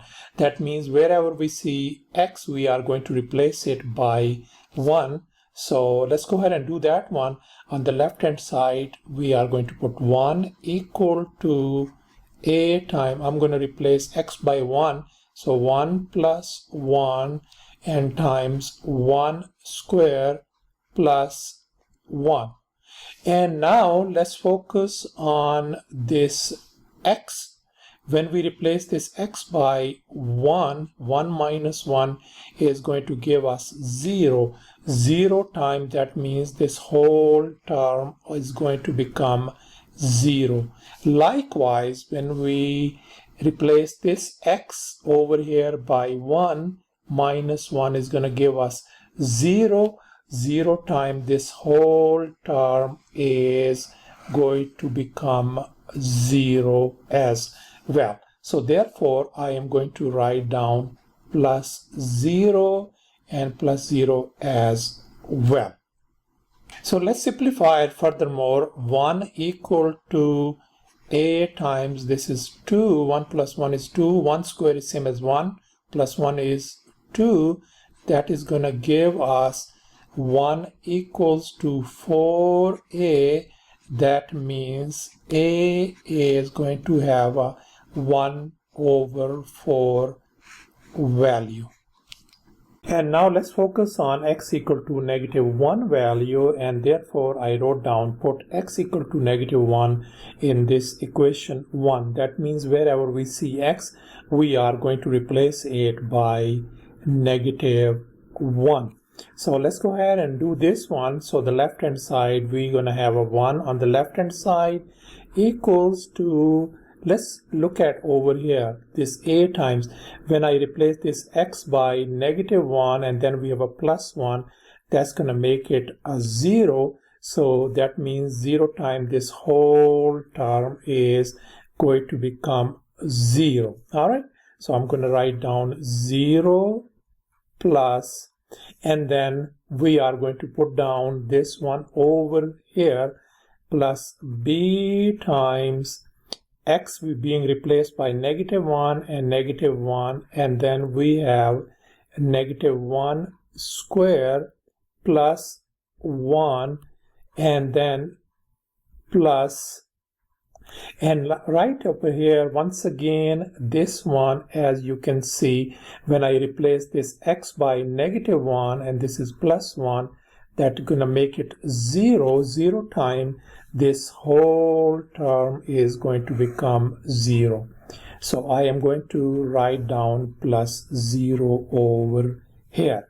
Let's go ahead and now simplify it furthermore. So I can write 1 equal to b times, this is going to become -2, and this -1 square is same as 1. 1 plus 1 is going to make 2. That means we got 1 equal to -4b. That means b is going to be equal to -1 over 4 value. And as we can see that we figured out a and b values, but we still need to find out c and d values. Therefore, we need to perform some few extra steps. So we are going to look at this equation number 1. So number 1, I am going to write down 1 on the left hand side, and here I am going to FOIL that. I'm going to multiply these two parentheses. So first of all, a times, let's go ahead and do pretty quick. So x times x squared is going to become x power 3, and this is going to make plus x, and then plus 1x squared, and then plus 1 times 1 is going to be plus 1, and plus then b times, likewise I'm going to use a FOIL method like we did in the previous one. So that is going to give us x power 3 plus x minus x squared minus 1, and plus cx plus d times, we know the difference of 2 square, that the product of sum and the difference is always going to give us x squared minus 1. All right, and let's go furthermore on the left hand side 1, and here I am going to distribute a across the board. Over here, that's going to become ax power 3 plus ax squared plus 1a.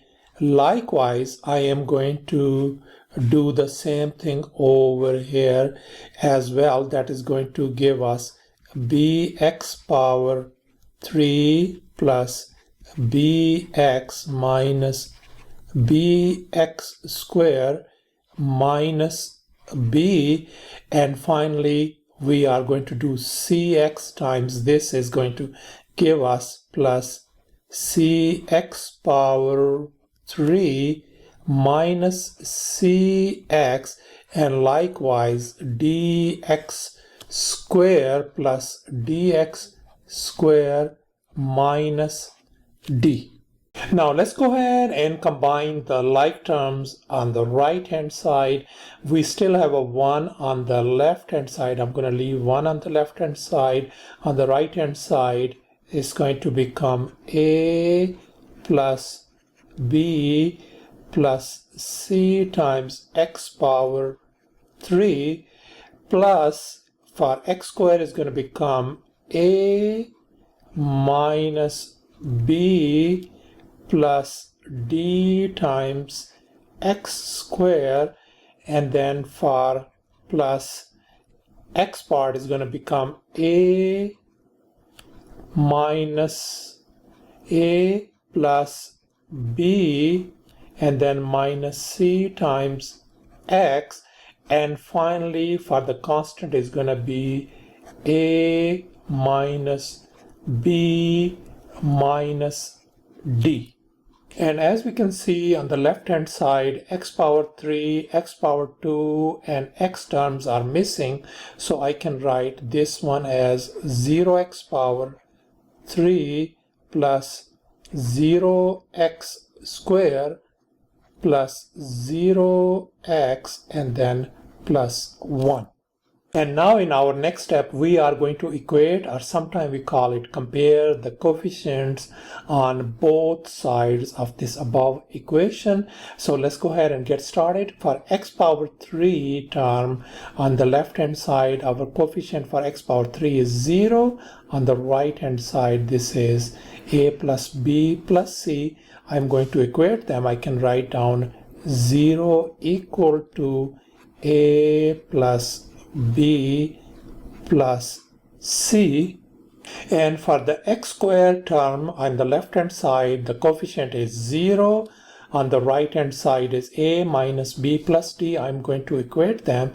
I'm going to write down 0 equal to a minus b plus d, and for the x term on the left hand side, the coefficient is 0. On the right hand side, a plus b minus c. I am going to equate them as well. So 0 equal to a plus b minus c on the right hand side. And for the constant term on the left hand side, we got 1. We are going to equate it on the right hand side, which is a minus b minus d. And now let's go ahead and find the value of d in this constant part. I can write this equation as, if I separate d, d could be written as a minus b minus 1, and let's plug in the values of a is 1 over 4 and b is negative 1 over 4. So d equals to a is 1 over 4 minus b is negative 1 over 4 and then minus 1. If we simplify these one, that is going to give us d equals to negative 1 over 2.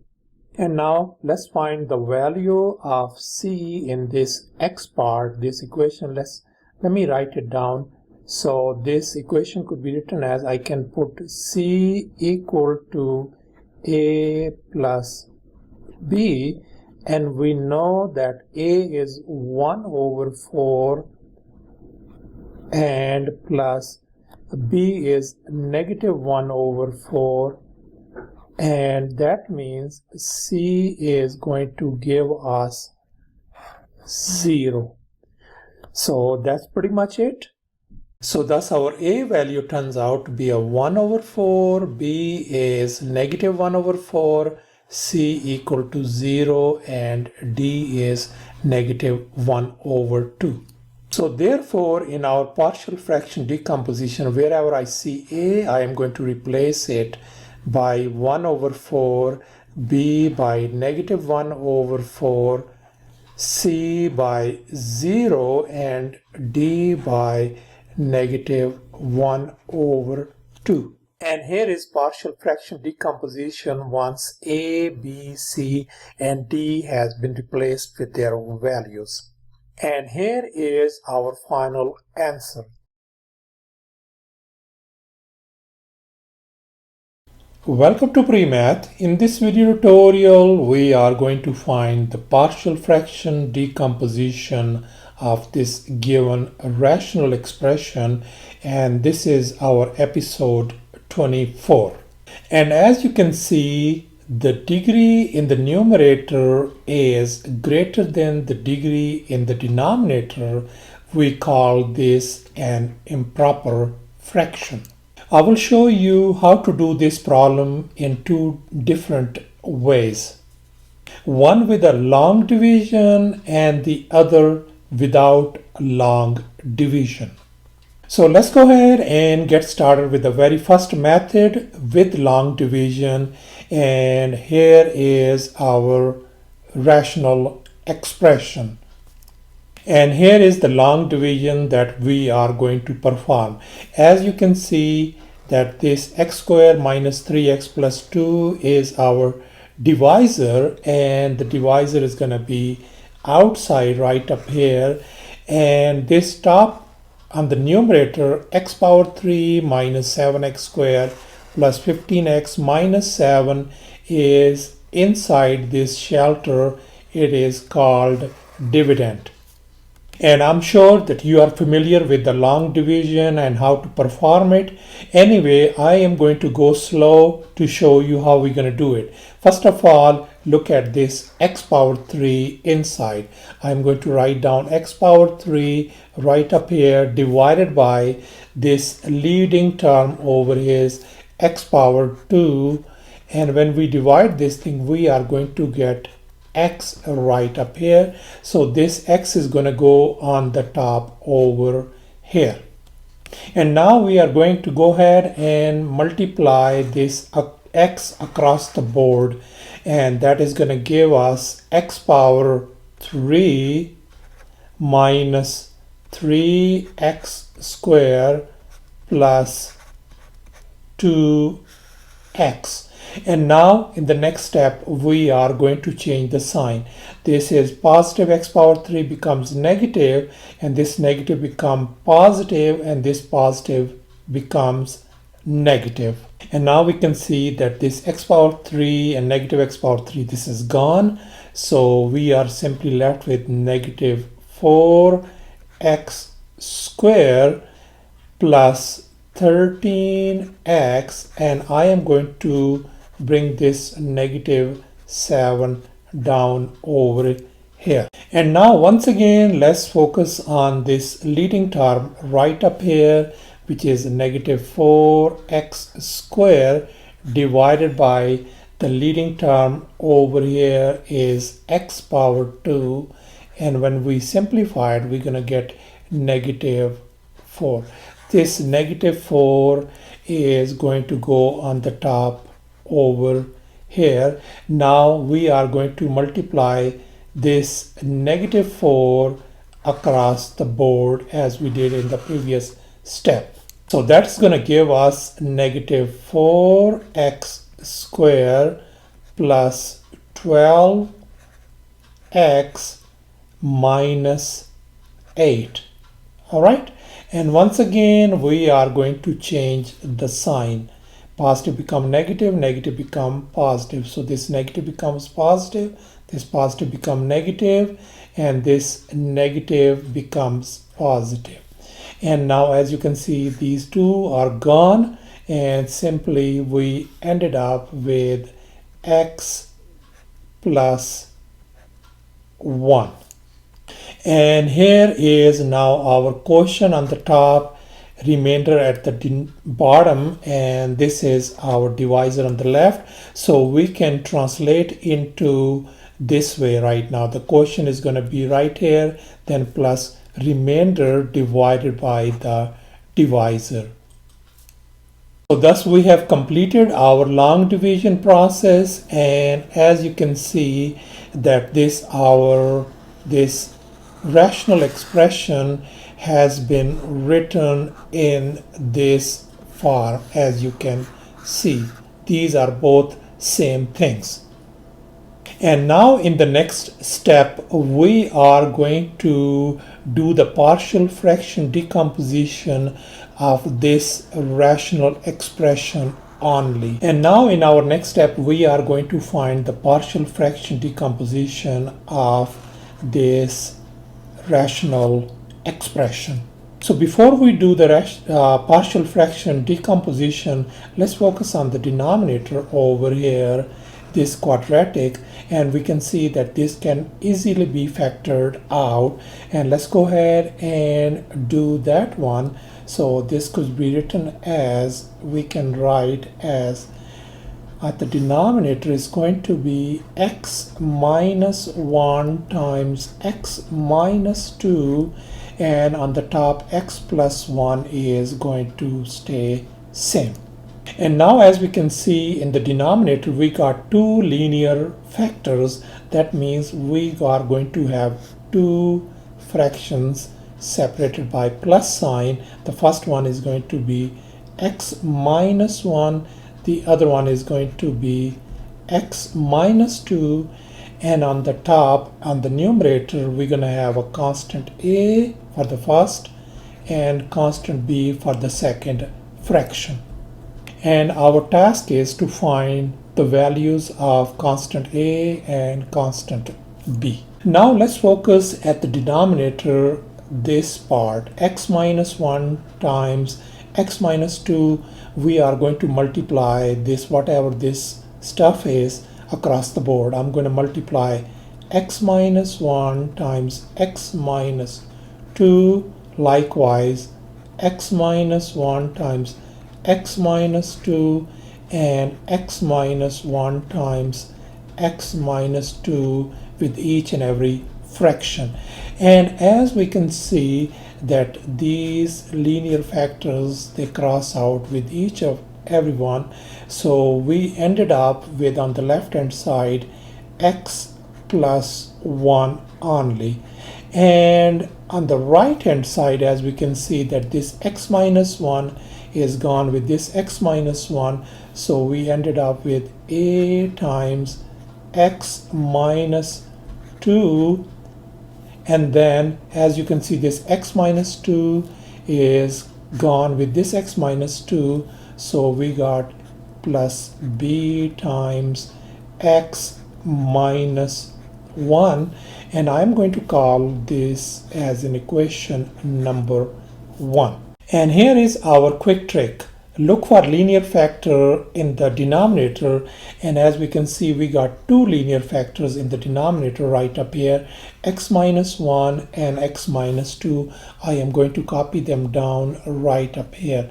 X minus 1, the other one is x minus 2.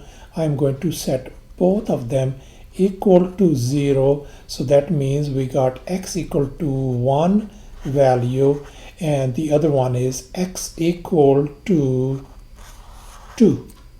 And now let's focus on the first value, x equal to 1, and here I wrote down, put x equal to 1 in this equation 1.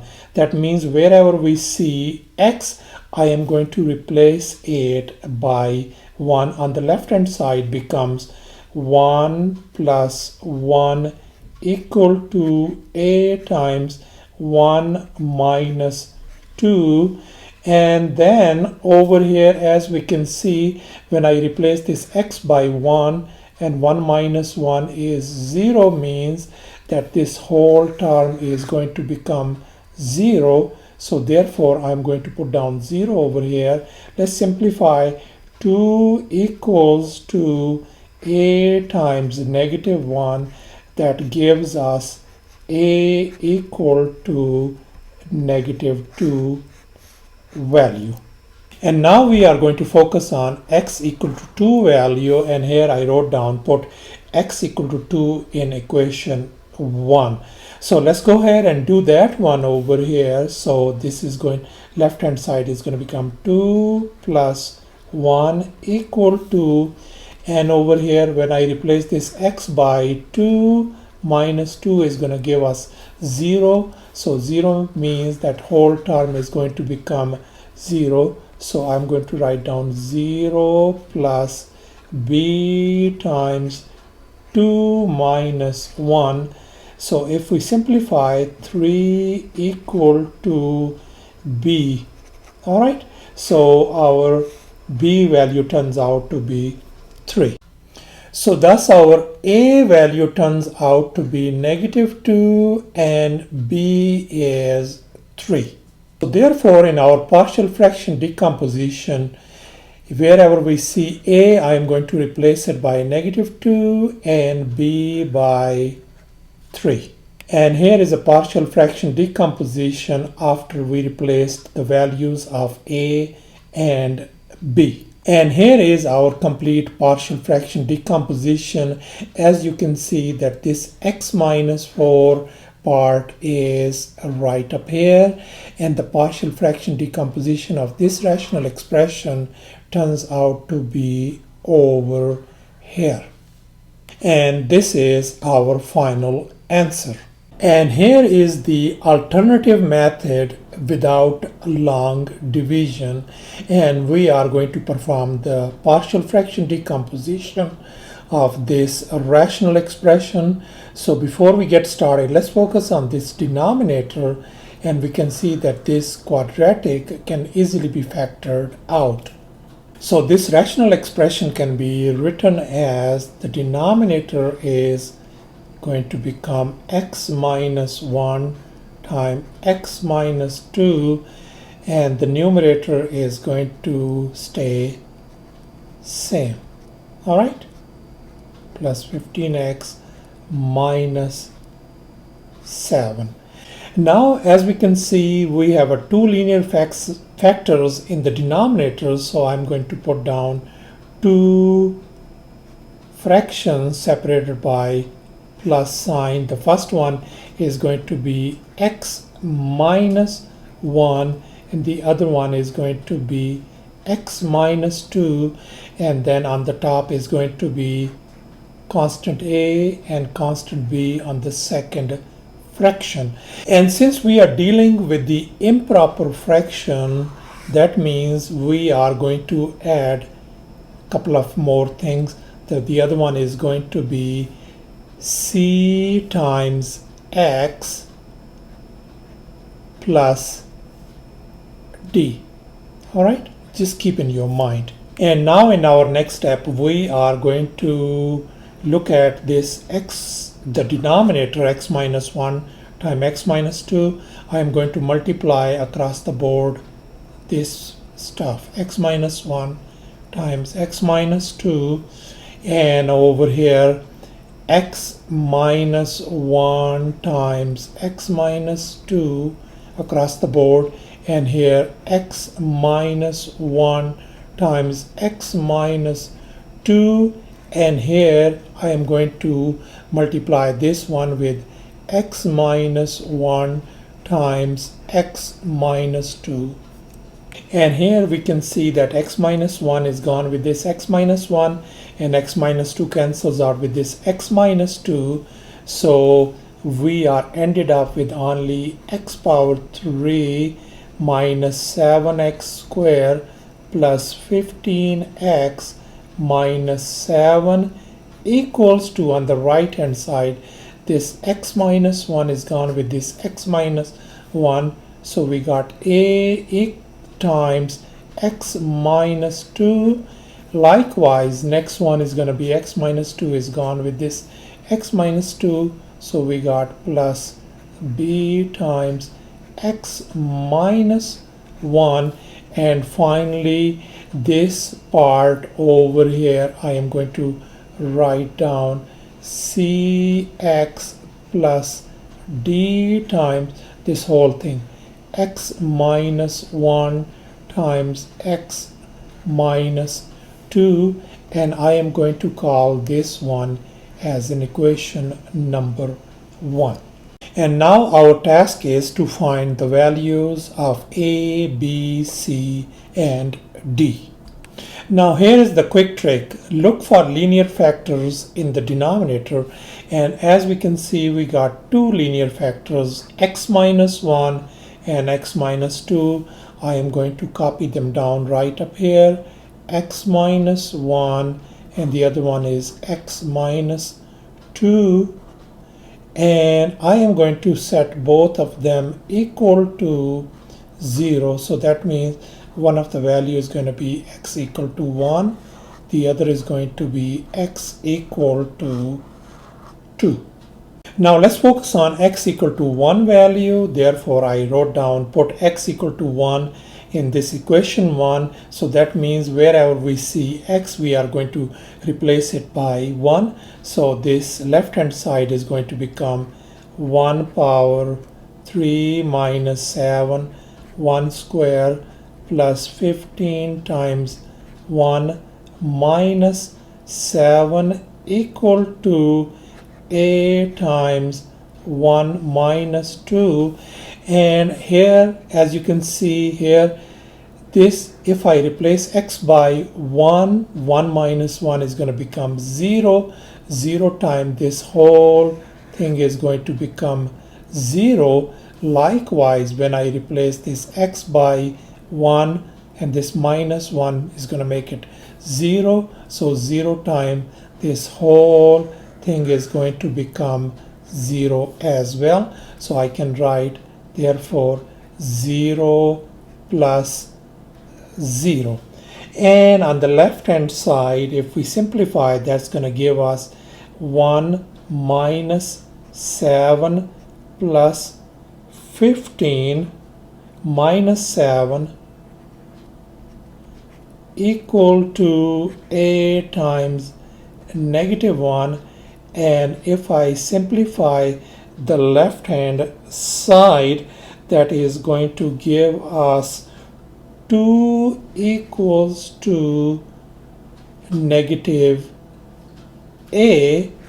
That means a is going to be negative 2. And now let's focus on the other value of x, which is 2. And here I wrote down put x equal to 2 in above equation 1. So wherever we see x, we are going to replace it by 2. Let's do that one. So the left hand side is going to become 2 power 3 minus 7 2 square plus 15 times 2 minus 7 equals to, and here when I replace this x by 2, 2 minus 2 is going to give us 0. 0 times this whole thing is going to become 0. So I'm going to put down 0 over here, and then plus b times x being replaced by 2 minus 1, and then plus likewise over here, as you can see, if I replace this x by 2, minus 2 is going to give us 0. 0 times this whole term is going to become 0 as well. So I'm going to put down plus 0 over here. On the left hand side, let's simplify. That is 2 power 3 is 8 minus 7 times this becomes 4 is 28. This is plus 30 minus 7 equal to here, that is going to become b times 1. And if I simplify the left hand side, that is going to give us 3 equals to b. So b value turns out to be 3. So we've figured out a and b values, and we still need to find out c and d value. For that reason, we are going to work more on this equation 1 and do some extra steps. Let's look at this equation 1. Let me just write down the left hand side right up here of the equation 1. X power 3 minus 7x square plus 15x minus 7. And here on the right hand side, I am going to distribute this. A times this is going to become ax minus 2a, likewise plus bx minus b minus b, and we know that this part is simply x power 2 minus 3x plus 2 from here, as you can see over here. And so now we are going to use a FOIL method. So I am going to multiply this one with each and every one over here. So that is going to give us plus cx power 3 minus 3c x squared plus 2c x, and likewise we are going to do for d part same thing. We are going to distribute across the board, so that is going to give us plus dx square minus 3dx plus 2d. And now on the left hand side I can leave it as 1x power 3 minus 7x squared plus 15x minus 7 equal to, let's combine the like terms and start with the highest degree. Okay, we are going to go in a descending order. So first is going to be cx power 3, then for x squared is going to be plus in parentheses negative 3c plus d times x squared, and then plus, there are a bunch of x's, so that's going to be a plus b plus 2c and minus 3d times x, and finally plus minus 2a minus b plus 2d. And as you can see on the left hand side, the coefficient of x power 3 is going to, by default, is going to be 1. And in this next step we are going to equate, or sometimes we call it compare, the coefficients on both sides of this equation above. So let's compare the coefficients for x power 3 first. As we can see on the left hand side, the coefficient of x power 3 is 1. On the right hand side it is c. Let's equate that one. So that is going to give us 1 equal to c. And now let's focus on x squared part. On the left hand side, the coefficient of x squared is negative 7, and the right hand side, the coefficient of x squared is negative 3c plus d. Let's equate these one as well. So we got negative 7 equal to negative 3c plus d. So thus we can see that c value turns out to be 1.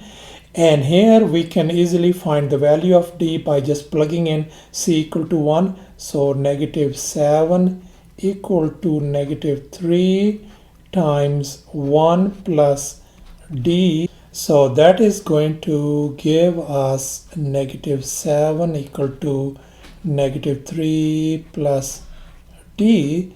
That means d value turns out to be negative 4. So thus our a value turns out to be negative 2, b 3, c 1, and d negative 4. So thus in our partial fraction decomposition, wherever I see a, I am going to replace it by negative 2, b by 3, c by 1, and d by negative 4. And here is the partial fraction decomposition once these constant values have been placed in. And here is our final answer. Thanks for watching, and please don't forget to subscribe to my channel for more exciting videos. Bye.